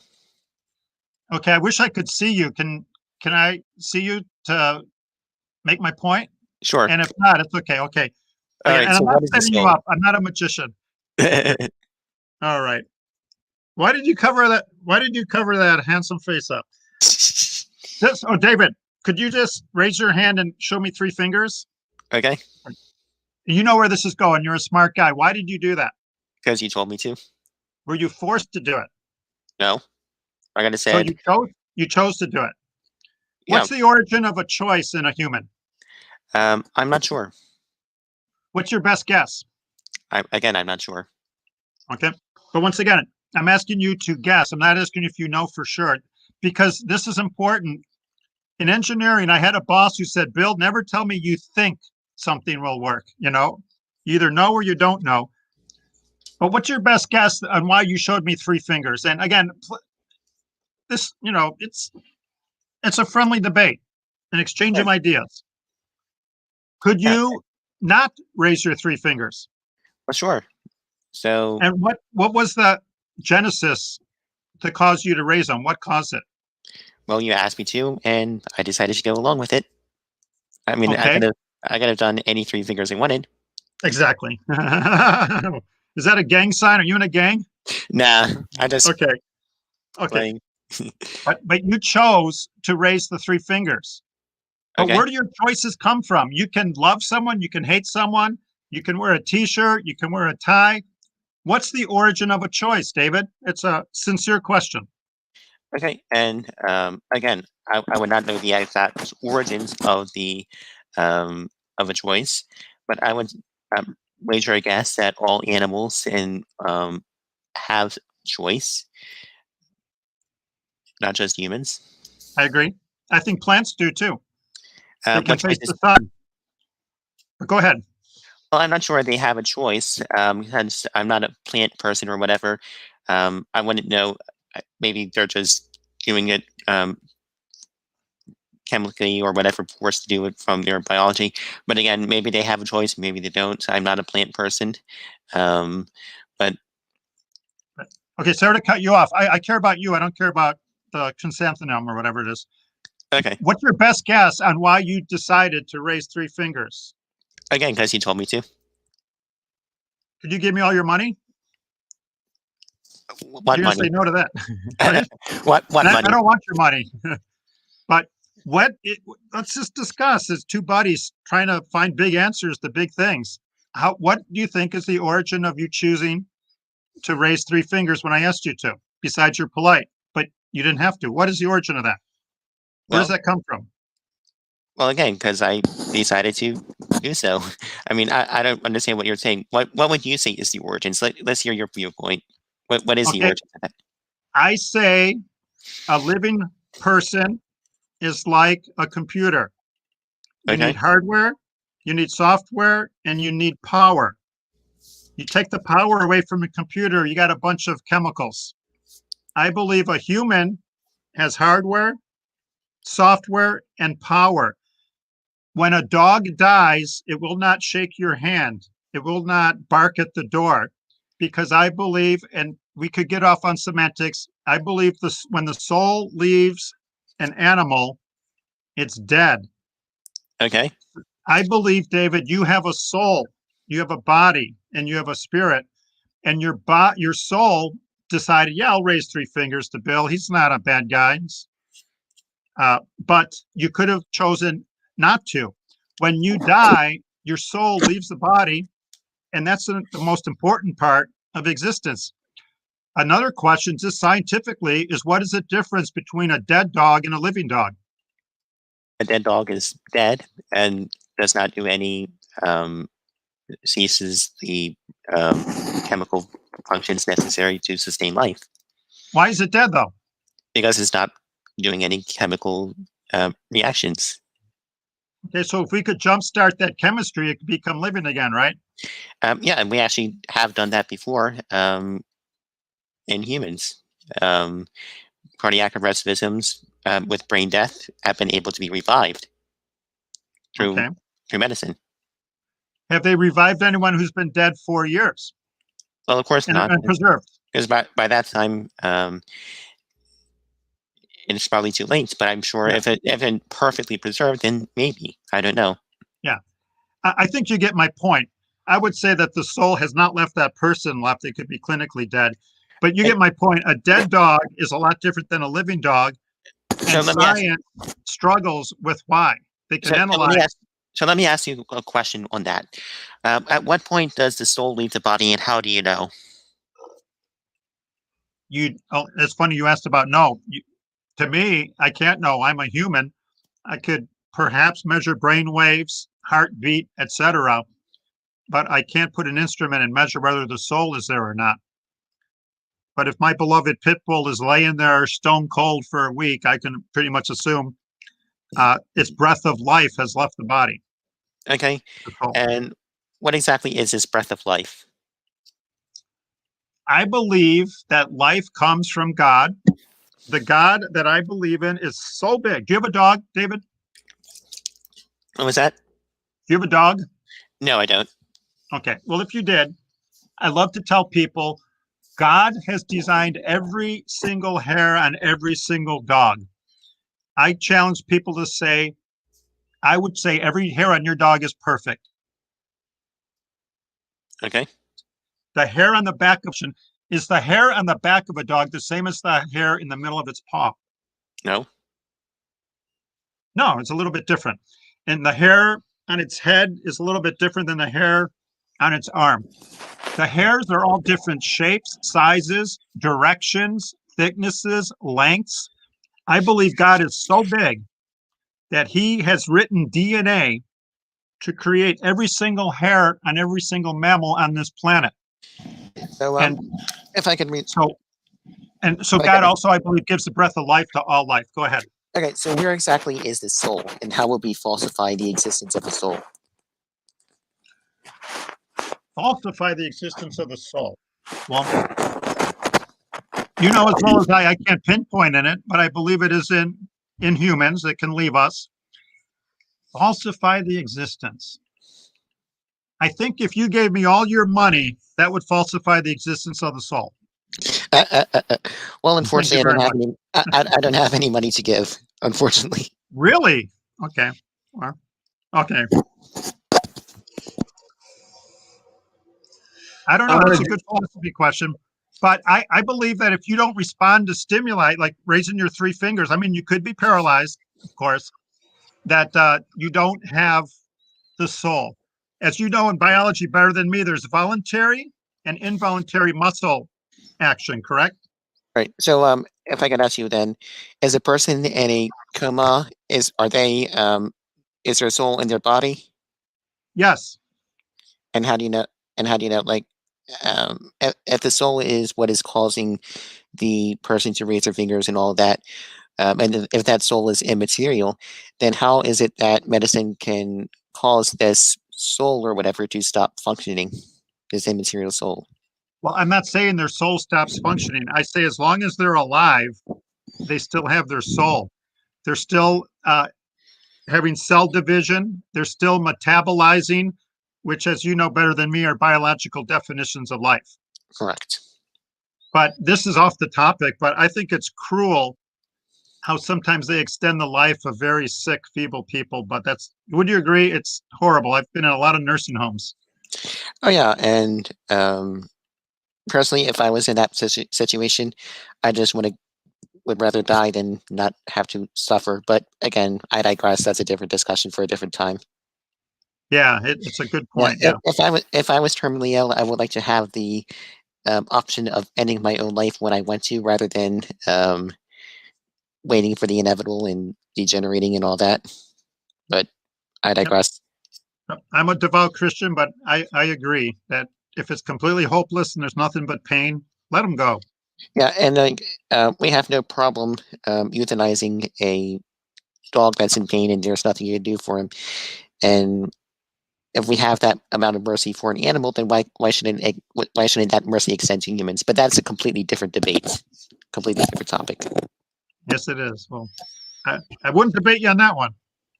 Well, I could jump in here, guys, since that might be a cordial place to, or a good place to end it. And because I've got a lot of good questions, super chats here. Doki Doki wins the award for most super stickers. Once again, thank you, Doki Doki. But yeah, we got some good questions, some good super chats. Therefore, if you guys are okay with moving into 5-minute closing statements, we can do so. Wrap up your points, address anything you feel like you may have missed or want to still address, and then we'll move into the Q&A. Yeah. Okay. Right. Once again, pleasure to talk and meet with you. And anyone listening to this discussion, you will learn more in life by listening to someone who disagrees with you. And we should always treat everybody with respect. Some people treat disagreement like it's an attack on their dignity and their life. Just enjoy life, enjoy everybody, and share ideas. Amen? Amen to that. Okay. And I do mean that sincerely. We need more love on this planet. All right, my closing, SFT, can you see that beautiful slide? Yes, yes, I can. Looks good, Bill. It's perfect. You see those two shades of yellow? I'm just kidding. All right, here comes my closing. Ready? Here we go. Which came first, the chicken or the egg? One of my favorite questions to ask people. Some people say chicken, some people say egg. I believe they're both wrong. You need two chickens. You need a male and you need a female for the origins. I believe they had to be adult. Youngsters are helpless. They can't even feed themselves.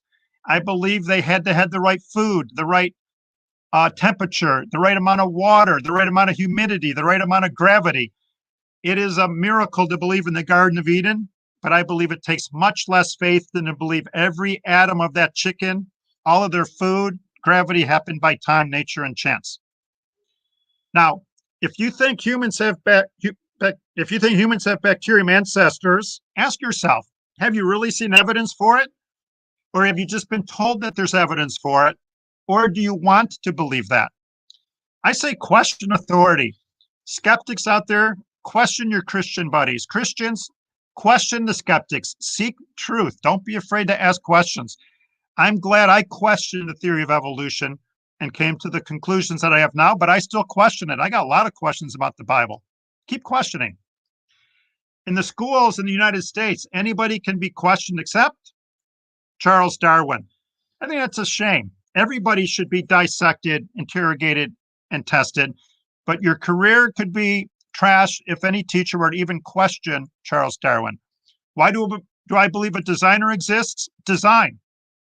If we took 100,000 smart people from New Guinea, took them to Mount Rushmore and said, do you think that happened by erosion, nature, chance, lightning, and earthquakes, or intelligent design? They'd all say intelligent design. And then they get admitted to Johns Hopkins University, and the professor says the human face is the result of time, nature, and chance. What a tragedy. That's a design. That's a design. But I believe there's repercussions to believe in the human as a design and consequences, that there's a God.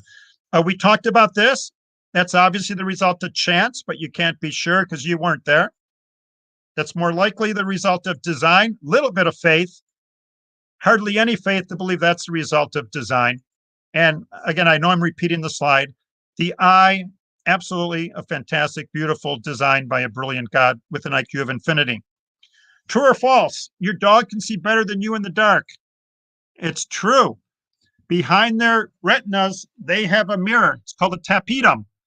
The light goes through the retina, bounces off that mirror and out. I think it's really cool that the predators have this, but the prey do not. Beautiful designs by a beautiful God. The big conclusion, why is the theory of evolution not scientific? It's not been observed. David is extremely intelligent, extremely polite, but he read a lot of articles, told a lot of stories, showed a lot of drawings. I didn't see anything in nature to support his advice and position. No living evidence, no fossil evidence. This is really complex. Bees make bees, fleas make fleas, peas make peas, trees make trees. Question. Are you going to go through life believing drawings and words, or are you going to believe your eyes? There once was a man in a small town in Indiana who was convinced he was dead. They collected a bunch of money. They got a smart guy from Harvard to come out to talk to him. The smart guy said, are you dead? He goes, yeah, I'm dead. Do dead people bleed? He goes, no, dead people don't bleed. The smart guy from Harvard got out a pin, pricked him. He started bleeding. He said, I was wrong. I do bleed. I mean, dead people do bleed. I ruined it. Dead people do bleed. Some people's minds are made up on the conclusion. Be open-minded. Follow the evidence. Don't follow your hypothesis. I say this with respect. I've talked to thousands of people. The main reason people are atheists, some people have suffered a horrible youth, terrible parents, terrible background, terrible experience with religion. They're bitter, they're angry at God, and they're fighting him. My heart breaks for these people. Some people don't like the rules of the Bible. It's called the flesh. So they deny that there is a God and there aren't any rules. Some people think they're too intelligent to answer to anybody. It's called pride. Some people give in because of peer pressure. They don't want to be criticized. That happens a lot. And my heart really breaks for the people who sincerely believe it's true and they're defending what they love, science. That was me. I truly believed it was true. So ask yourself, is your goal truth? Or is your goal trying to prove what you want to be true? Is that a design? The eye, the optic nerve, the visual cortex is a design.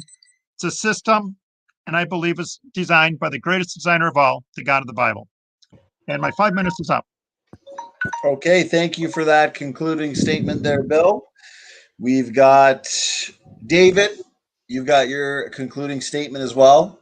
Go ahead whenever you're ready, and then we'll get into some questions. Excellent. I'll start right as soon as you take that off. Oh, There we go. Oh, cute little puppy. All right. So anyway, I want to thank Bill Morgan for his cordiality, and I've really enjoyed this discussion, and I can't wait to have more discussions with Bill Morgan. Once again, thank you, Standing for Truth, for moderating. This debate comes down to the question: evolution or creation? What is a better explanation? The explanation of what? The explanation of, excuse me, the better explanation of biodiversity.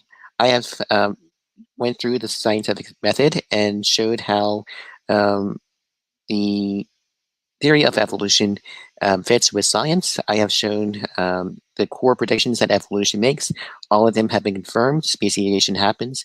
As far as the open discussion, most of it has very little to do with evolution itself, which is a theory of biodiversity. I really enjoyed the open discussion, but it was mostly not related to evolution at all.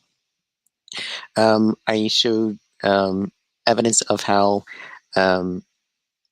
scales became feathers. I think I gave pretty good evidence on the evolution of the eye. And I also think I gave pretty good solid evidence on macroevolution in both HIV and in the lizard population that is currently evolving the ability to have a placenta. So again, I don't think these, I respectfully say I don't think that these objections were answered. And I want to say thank you once again, and I hope everyone comes to my after show. So with that, I yield the mic. I'm ready for Q&A. Awesome. Great debate, guys. Really enjoyable. I really enjoyed that format, actually. We should do that format more often. And the chat has been lively. So everybody's been enjoying. We got some good questions here. And let me go find the first one. Okay, here we go. So first question is from George. And what's good about these questions is we've got a good number for Bill and a good number for you, David. So it should be fun. George Bond, question for Neff. That is David Neff. If Luca, last universal common ancestor, gave rise to the bacteria, archaea, and eukaryotes, what was this Luca? Well, it would not have been either of the domains, and I'm not sure right off the top of my head. There have been many papers on that. Go to the peer-reviewed literature and read all about it. Okay, thank you. I'll say that. Yeah, of course. If you guys want to say something, after the questioner, like let's say David answers his question, go ahead. You can have a little back and forth. So, Bill, the floor is yours. But I heard someone moaning. Was that you? You okay, David? I thought I heard a moan. The movie Big, my favorite line by Tom Hanks was everybody was talking about this toy, and he just simply said, I don't get it. I don't get it. How people believe whales, camels, giraffes, pine trees are descendants of bacteria. It's just complete fantasy, I think, to replace how we got here. What is a better explanation of how we got here than with the God who designed camels, giraffes, pine trees with the genetics to only make after their kind, which we observe billions and billions of times every day. So I don't get it. And I listen to evolutionists. I don't get it. I think they have more faith, and that's misdirected faith. And David, since it's your question, as always, you get the last word there. Nope, just move on to the next question. Okay, so here's a good question. Question for both from Martian Moon Rising. Thanks for the good question. Question is, can you falsify each other's position? Thanks. We can start with whoever wants to start. So I guess that means I don't quite understand what that means. How would I falsify evolution? Well, I would falsify. I think because he said, can you falsify each other's position? Maybe he wants you to falsify creation. Bill falsifies evolution. Yeah, well, we've already been that was the whole purpose of this debate, I think. So I guess I'm just going to interpret it. What would actually falsify evolution for me? Well, I presented 4 of the core predictions of evolution. If any one of those predictions were shown to be false, then evolution would be falsified. And if we find a fossilized rabbit in the Precambrian, that would also falsify evolution. So I hope that answers the question. And thank you, David. Bill, floor is yours. Okay, I would say you can never falsify anything that you think happened in the past. I could never falsify atheism, but I think I could present a case to make it the overwhelmingly less good explanation. You could come home, Martian man, and see 600,000 stones on your driveway saying Martians rule. That still doesn't prove there's a designer, but the amount of faith required gets less and less. The law of biogenesis and the cell theory teach life only comes from life. That could possibly be falsified, but with all the trillions of birth, the trillions of observations, we haven't seen it to be. So to answer the Martian man's question, you could never 100% falsify something in the past, but you sure can get to close to 100, in my opinion. Okay, great responses from the both of you. Thank you so much. Good question as well from the Martian man. I like that, Bill. Okay, so let me pick another question here. So question from Andrew Cumming. Question for Bill. He's coming at you, Bill. Does the fact that I may not know anything about how chairs are built in the garage disprove the fact that chairs work? I honestly don't understand the question. I'm not sure. I'm just reading it word to word. It's either genius or nonsensical. I'm going to try to figure it out. Could you read it again? Yeah. So let's see. Does the fact that I may not know anything about how chairs are built in the garage disprove the fact that chairs work? Well, let me ask you guys this. What percent of young men today can even open the hood of a car? A very low percent. Yeah. Question, what's the hood of a car? Exactly. If Andrew, if you're out there, my good man, point if you want to, I would say, Andrew, chairs are best described as being a design. I don't know if this answers it, but a fun question. Suppose all of us were hiking in Central America and we found a huge pyramid that nobody knew anything about. Would any of the three of us argue it happened by chance? No. But again, No. but then again, I would say chance would still be far more likely than aliens from a distant galaxy coming down and putting everything together and then leaving back to their distant galaxy without a trace. But a designer would be the best guess. We would start arguing who designed it, who built it.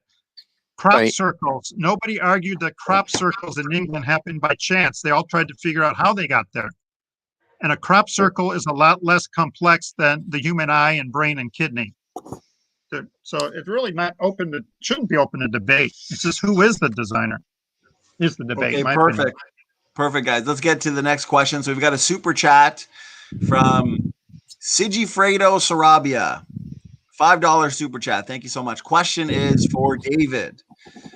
Would you agree all humans are apes, but not all apes are human?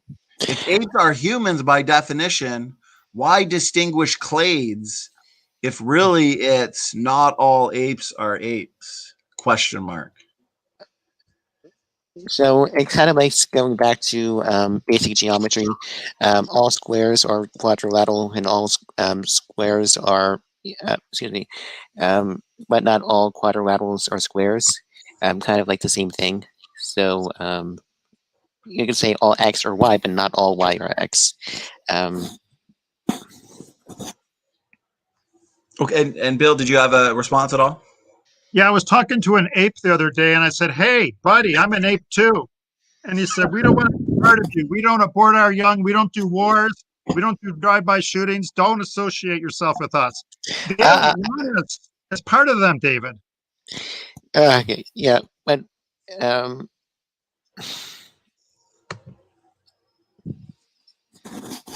so next question. Okay. Yeah, no problem. I just always want whoever first got the question gets the last words. Okay, so next question here. Sigifredo Sarabia has got a question now for Bill. So here we go. $5 super chat. Thank you so much. Mr. Morgan, would you say mutagens are designed? If yes, can you name something in nature that's not designed? If no, what keeps it from design against a dog? Beautiful question. Well, first, I would be guessing if I said what a mutagen was. Secondly, do I get the $5? I'm going to transfer it to your bank account right away, Bill. Let me bring my dog. This part is serious. My dog is constantly studied by my family. And I said to my son, can you see anything on this dog that's not a design? And he said, this mole on her elbow. She's got a little mole there. And I'm not a genetics expert or biochemistry, but I would say that little mole is because of mutation or an error that occurred, maybe a hair follicle or who knows what. So I do believe that this is a planet of death and extinction. It is a planet of pain and suffering, a lot of it. This is not a planet of evolution and increasing information in the planet. We're subjected to entropy. So I do believe that there is a death gene and that bad things happen, that the genome is failing. People are more mutant each generation, genetic entropy, which I know SFT knows a million times more than me. So I do not know if I'm answering the Super Chatter's question, but I do believe that this planet is cursed and temporary for us, that sadly we're all going to die. And our choices are to be bitter about it or humble about it, but it's a fact. And that we're all on death's row. Now, we're not to be morose, but how are you going to deal with it is really life's question. Awesome. Thanks for the response, Bill. Yeah, go ahead, David. Can you repeat the question? Let me go find it. Okay, so question was for Bill. Would you say mutagens are designed?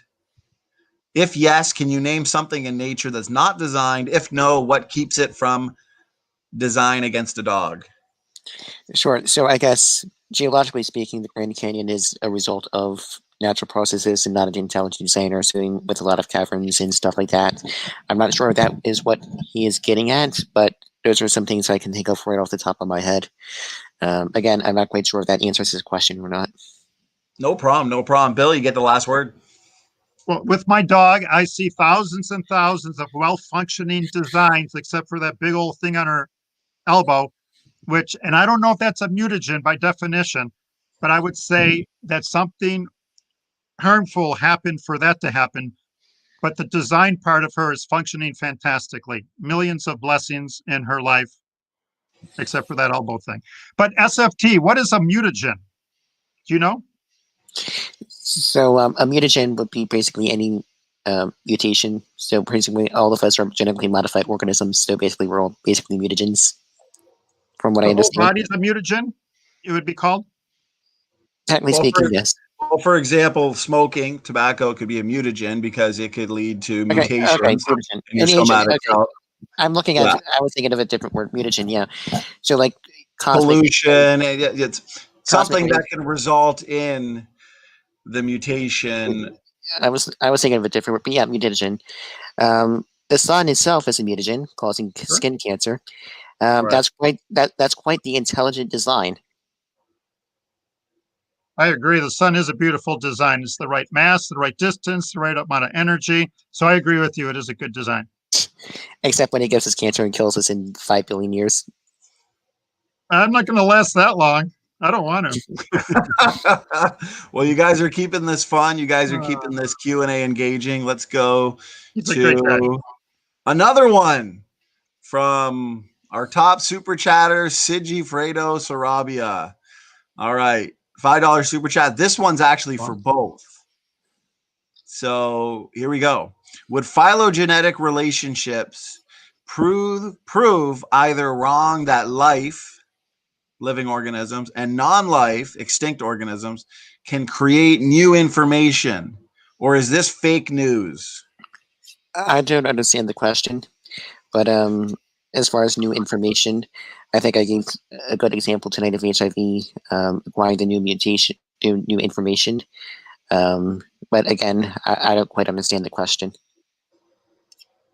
It sounds like, would phylogenetic relationships prove either wrong, that life, I think it could be worded a little better, that Yeah, life, non-life can create, so that maybe just looking at the phylogenetics of different animals, just looking at that, can we demonstrate new information or not? I mean, I don't know. Well, I'm not the expert, but I've heard speakers talk about the increased mutation rate in every generation. So we're on the downhill path of entropy and decay, loss of available energy. So time is not our best friend. The sun is not our best friend. No, it is not, which is quite ironic from an intelligent designer. I would have created a whole different solar system. I would have created a sun that wouldn't give us cancer, and I would create asteroids that would not crash into us and causing mass extinction and stuff like that. So that's how I would design it anyway. David, would you believe in a God if he did things your way? I don't know, but like I think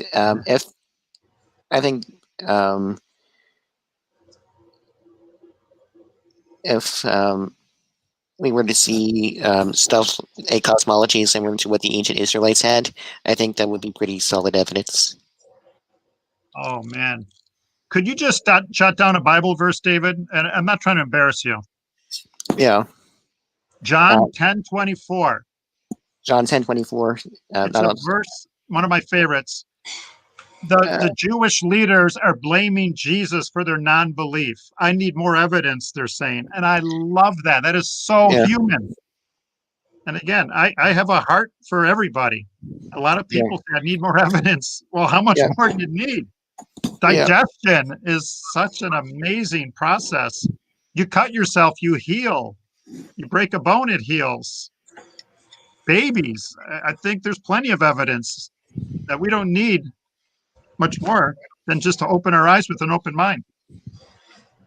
Okay, well, I've got, and once again, great responses from the both of you. Here's a good question from In Whom We Have Redemption Through His Blood. So, an atheist, huh? Yeah. So here we go. Question for evolutionists. So I believe that's you, right, David? Yes. The fruit fly experiments demonstrate the ineffectiveness of mutations as a driving force for evolution. So why is the public taught otherwise? Go ahead, David. Can you repeat that question? Sure. So question for David. The fruit fly experiments demonstrate the ineffectiveness of mutations as a driving force for evolution. So therefore, why is the public taught otherwise? Which fruit fly experiment is he talking about? There's like dozens of them, so I don't know exactly which one he's talking about. That being said, there are of course many other mechanisms of evolution.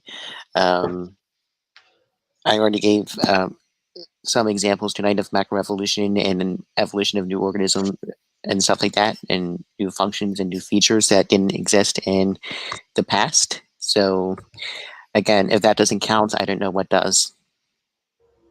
Okay, thanks for the response. Bill, of course, if you had anything to say, go ahead. Sure.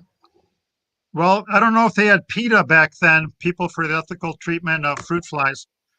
They tortured many, many generations of fruit flies with radiation, and they had 4 wings, no eyes, no legs. They just brutalized them with mutations many, many, many times. And it demonstrated that you got to be specific, that in this experiment, the mutations did not benefit any of these fruit flies. It harmed them. I think some people are never going to give up their evolution dream.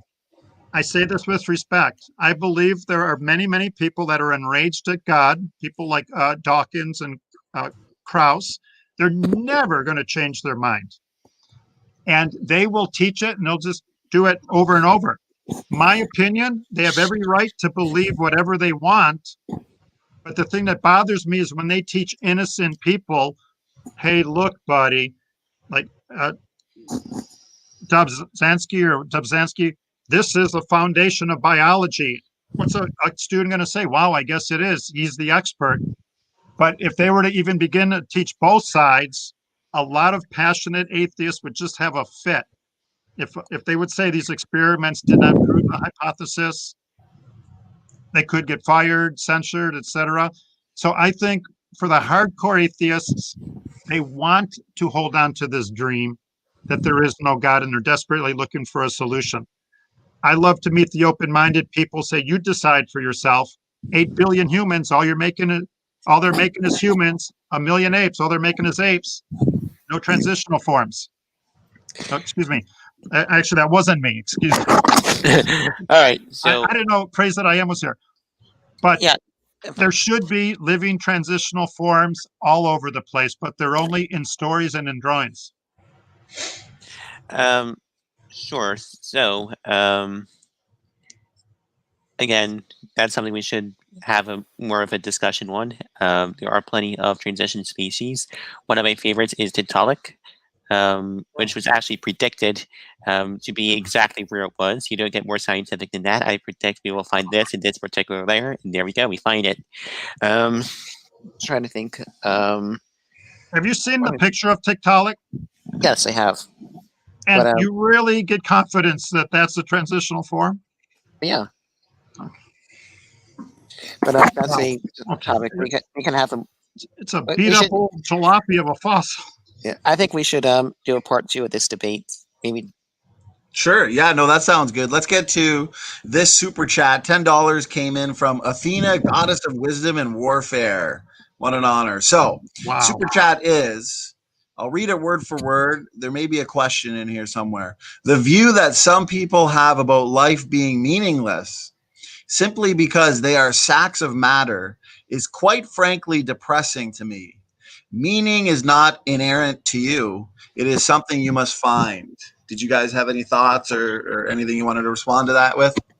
Yeah, Wow. and again, that's what I mean, that there's no objective standard, there's no objective meaning of life. And by objective, I mean something that a purpose that exists that is true for every single person.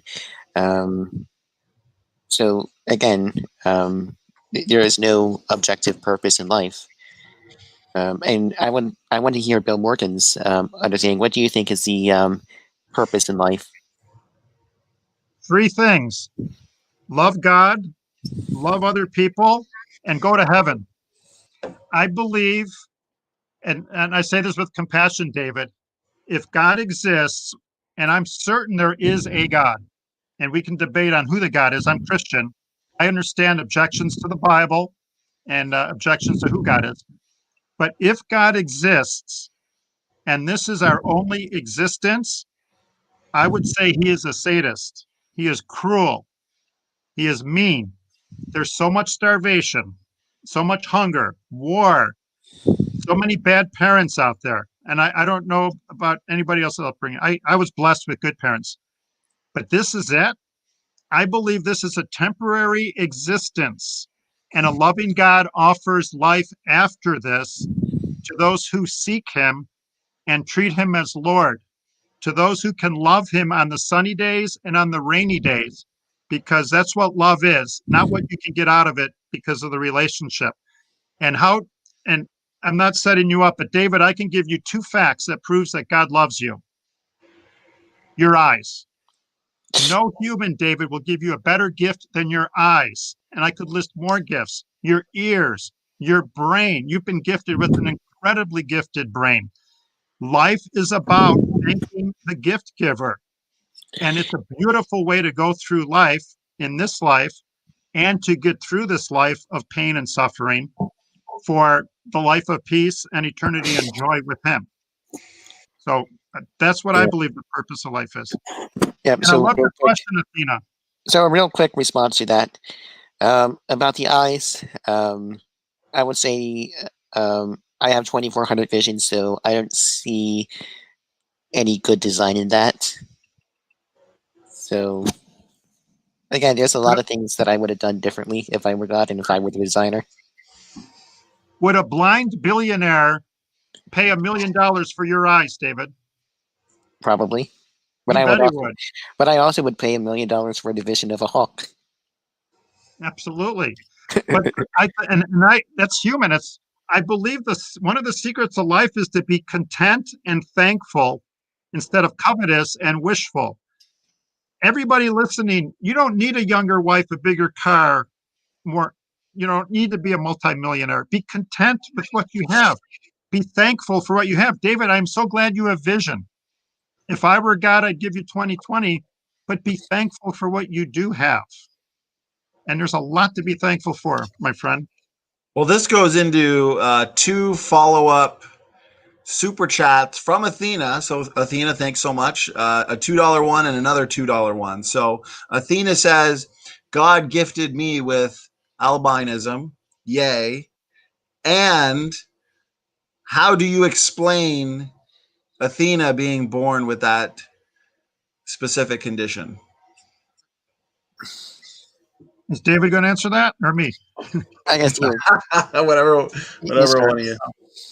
Athena, one of my best friends in grammar school was named David Garrison. He had 2 brothers and himself were albinos. And if I don't know if I'll be theological, if I only preached, life is awesome, everybody's awesome, life is so good all the time, I would be lying. Earlier, when I asked David about the kid who was depressed with bad parents, etc., I'd like to politely ask atheists that question. I asked a prominent atheist about what would you tell a teenager who's got lousy parents, he's living on a couch, and he hates his life. The guy told me, and I won't name names, he said, oh, it'll get better. I said, you liar, you don't know that. It could get worse. The kid could get cancer tomorrow. So Athena, I respect that you have it, and I'm sorry that you do, but I hope you can still choose to be thankful. You could say, God, thankful for my fingers. Thank you for my ankles. Thank you for my knees. Thank you for my liver. Thank you for my spine. Athena, you still got a million things to be thankful for despite the trials. And some people have more than others, but everybody has trials. But my hope, Athena, and this is for everybody, when you get the blues, when life does kick you in the shins, and life will kick you in the shins, call a little time out and thank God for 5 things. I go witnessing, I talk to teenagers that are suicidal. Some of the kids are the most coolest looking, happiest kids in the world. They're considering suicide. I say, take a time out. And those of you who want to listen along, repeat this after me. Dear God, thank you for my eyes. Thank you for my ears. Thank you for my arms. Thank you for my legs. Thank you for my heart.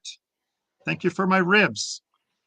We all can dwell on what we don't have, but life will be long and dreadful. Rejoice in what you do have. And I address that to you, Athena. And Athena, my phone number was at the beginning of the debate. I would talk to you for 2 hours about life if you want, because you are important and you are loved. And Athena, if you read the Sermon on the Mount, Matthew chapter 5 through 7, I get choked up. You will see the blessings that God pours out for those who persevere, who endure, who seek peace, who seek righteousness. So Athena, please read Matthew 5 through 7, and those words are for you. And we all need encouragement. You're not a weak person for being mad about your trials, but iron sharpens iron. I would love to support you and have you enjoy this life, knowing this is temporary and that eternity awaits. And you are loved, Athena. You are important. Call me. And I'm not hitting on you. I'm an old married guy. But you are important. You are loved. Next question. Okay, great response, Bill. Thank you guys so much for making this a good Q&A. I'm going to go with one last question because we're going on 2 hours and 10 minutes. You guys must be getting tired, and I want to thank you again for Bill shaking his head. Nope. I got my nap. Yeah, you still got another 2 hours in you, don't you? I hit my nap too. Yeah. Well, that Bill, means you're. If you Oh, want, go ahead, David. I said, Bill, if you want, let's just come to my after show. We can continue the discussion. I was just I'll going to probably say, go to yeah. Neff. Well, I think Neff has one, and Neff Yeah, will but that beat the is heck Neff. out of me if I don't. Have you ever seen that guy? You don't mess. You don't mess with Neff. Neff No. 1 or Neff 2. We should make a T-shirt. Neff 1 and Neff 2. Yeah. The front Neff 1, the back Neff 2. Okay, well, I'll choose this question as the last one from CRISPR-Cas9. I think this is referring to a portion of your opening statement, Bill. So CRISPR asks, could the first pile of stones be designed? Yes, absolutely. Nobody was there. And that's why I say in history, you cannot absolutely prove anything, but you sure can come up with a better explanation. And I love history. If anybody wants to debate history, SFT, I would love to pick a topic on that. But yeah, they could have been designed. Yeah. How about? I have a couple history topics I'd be interested in debating. How about a couple of topics on the resurrection of Jesus, the historical reliability of the Gospels, or any of those things? Why not? Let's go. Yeah, sure. So let's set up a date and time, and we can private email each other and set up a date. Well, I'd like to say one thing about the resurrection, and Yeah, I think go ahead, everybody on the planet would agree with what I'm about to say because I'm a peacemaker. Okay, the resurrection was either the world's greatest historical event or the world's biggest scam. It's either A or B. Would you agree, David? Not necessarily. What's a bigger scam if it's not true? Well, the Book of Mormon, the Quran, all the other scams. Like pretty much, I think all religions are scams. But they're all pyramid schemes. Where the Okay, Bible trivia question. Ready? And it's not to put you on the spot. Did Jesus ever yell and scream at people? Yes, of course he did. Who did he yell and scream at? The Pharisees. He after all, he started a riot. My favorite story in Jesus, where he went over to the crooked bankers and flipped up the tables and took a whip and whipped them out. David, you're just like Jesus. You both hate religious phonies. So keep it up. Don't go for the religious phoniness. Just go for that relationship. And I'm with you. Religion can kill a great relationship. Don't let it happen to anybody. Okay, so with that, I want to invite everyone over to my after show. I feel bad because you know what? If I ask this next question, I think I just looked through all the questions I have saved. This would actually complete every single question that came in. So why don't we? So real quick, this one's from Smitty 121981. I know him. Yeah. So question for Bill. I'm just going to read it word for word. Why he doesn't take into the consideration the evolution, all human technology, and all the ways in which this mirrors God's creation in the fossil record. Beautiful. Because machinery is not living. I like to say this. Oh, I just heard lightning. Did you hear that? Okay. Thank you very much. I'm here all week. I like to stand near people in church and say, I'm going to say something. So if I get hit by lightning, you're going to get fried too. God himself could not have created through evolution. And people go, ooh, blasphemer, you're limiting God. Well, if God created through evolution, did he create brains on Monday, stomachs on Tuesday, lungs on Wednesday, the blood vessels on a Thursday? No, living systems have to be instantly created. Everything. What part of the cell did God create first if he used evolution? What part of the atom? What part of the molecule? What part of the heart? What part of the circulatory system? The only way for a living organism to be here is instant creation with all the systems that support each other in place. So SFT's supernova car, you can take your time in modifying it. It's not a living thing, but you can't do that with a living organism. Instant creation. And then for us mammals and reptiles, we need a female, instantly created, not through a slow, gradual process. And Smitty, I do know a Smitty. He introduced me to Wingstop, so I'm indebted. Good question, though, Smitty. Great question there, Smitty. And did you have a response to that there, David? Oh, David, you're on mute. I apologize. Oh, I'm so sorry. I didn't realize I was mute. No response to that, but once again, thank you, Standing, and thank you, Bill. The time really flew by. So yeah, all the way Actually, went to my after show. I did forget this one from Brother Caleb, and I apologize, Caleb. So I noticed this super chat came in pretty well at the start of the debate. So here we go. So here's a question, and then we're going to end it with this. And this one, I think, is a good way to end it, something lighthearted. I want to know what the evolutionary purpose of beards is. Beards? I think that's what provoked him to ask that question, Bill. Chicks love the beard. You're rocking a cool one. I've been growing one for 32 years. Really? Well, it keeps your face warm when you're out there hunting and gathering, right? There you go. That's true. That's true. David, what's the evolutionary purpose of beards? Go ahead. I'm guessing for warmth, or for protection from other things or whatever. Just guessing right off the top of my head. Oh, so women can't go outside. Oh, okay. Or maybe in the kitchen, right, David? Just kidding. Or maybe the ladies like the beards, and so the beards were selected. Ladies like beards. You're a good man, David. All right, guys, this was fun. This was fun. Almost 2.5 hours, and time has flown by. As always, you guys make for a good discussion, good debate, good back and forth. So thanks to the audience for so many good questions, comments, feedback. Thank you for the super chats and super stickers. You guys are putting my kids through college. But seriously, you guys are the life and blood of this channel, and the audience, you guys are the reason why we can get so many good debates, discussions, and interviews. And of course, without the debaters, if you guys weren't so generous with your time, we wouldn't have a debate to have and enjoy. So I want to thank you guys again for giving us your time for this important debate. Keep the zeal going, standing for truth, and nice debating you, David.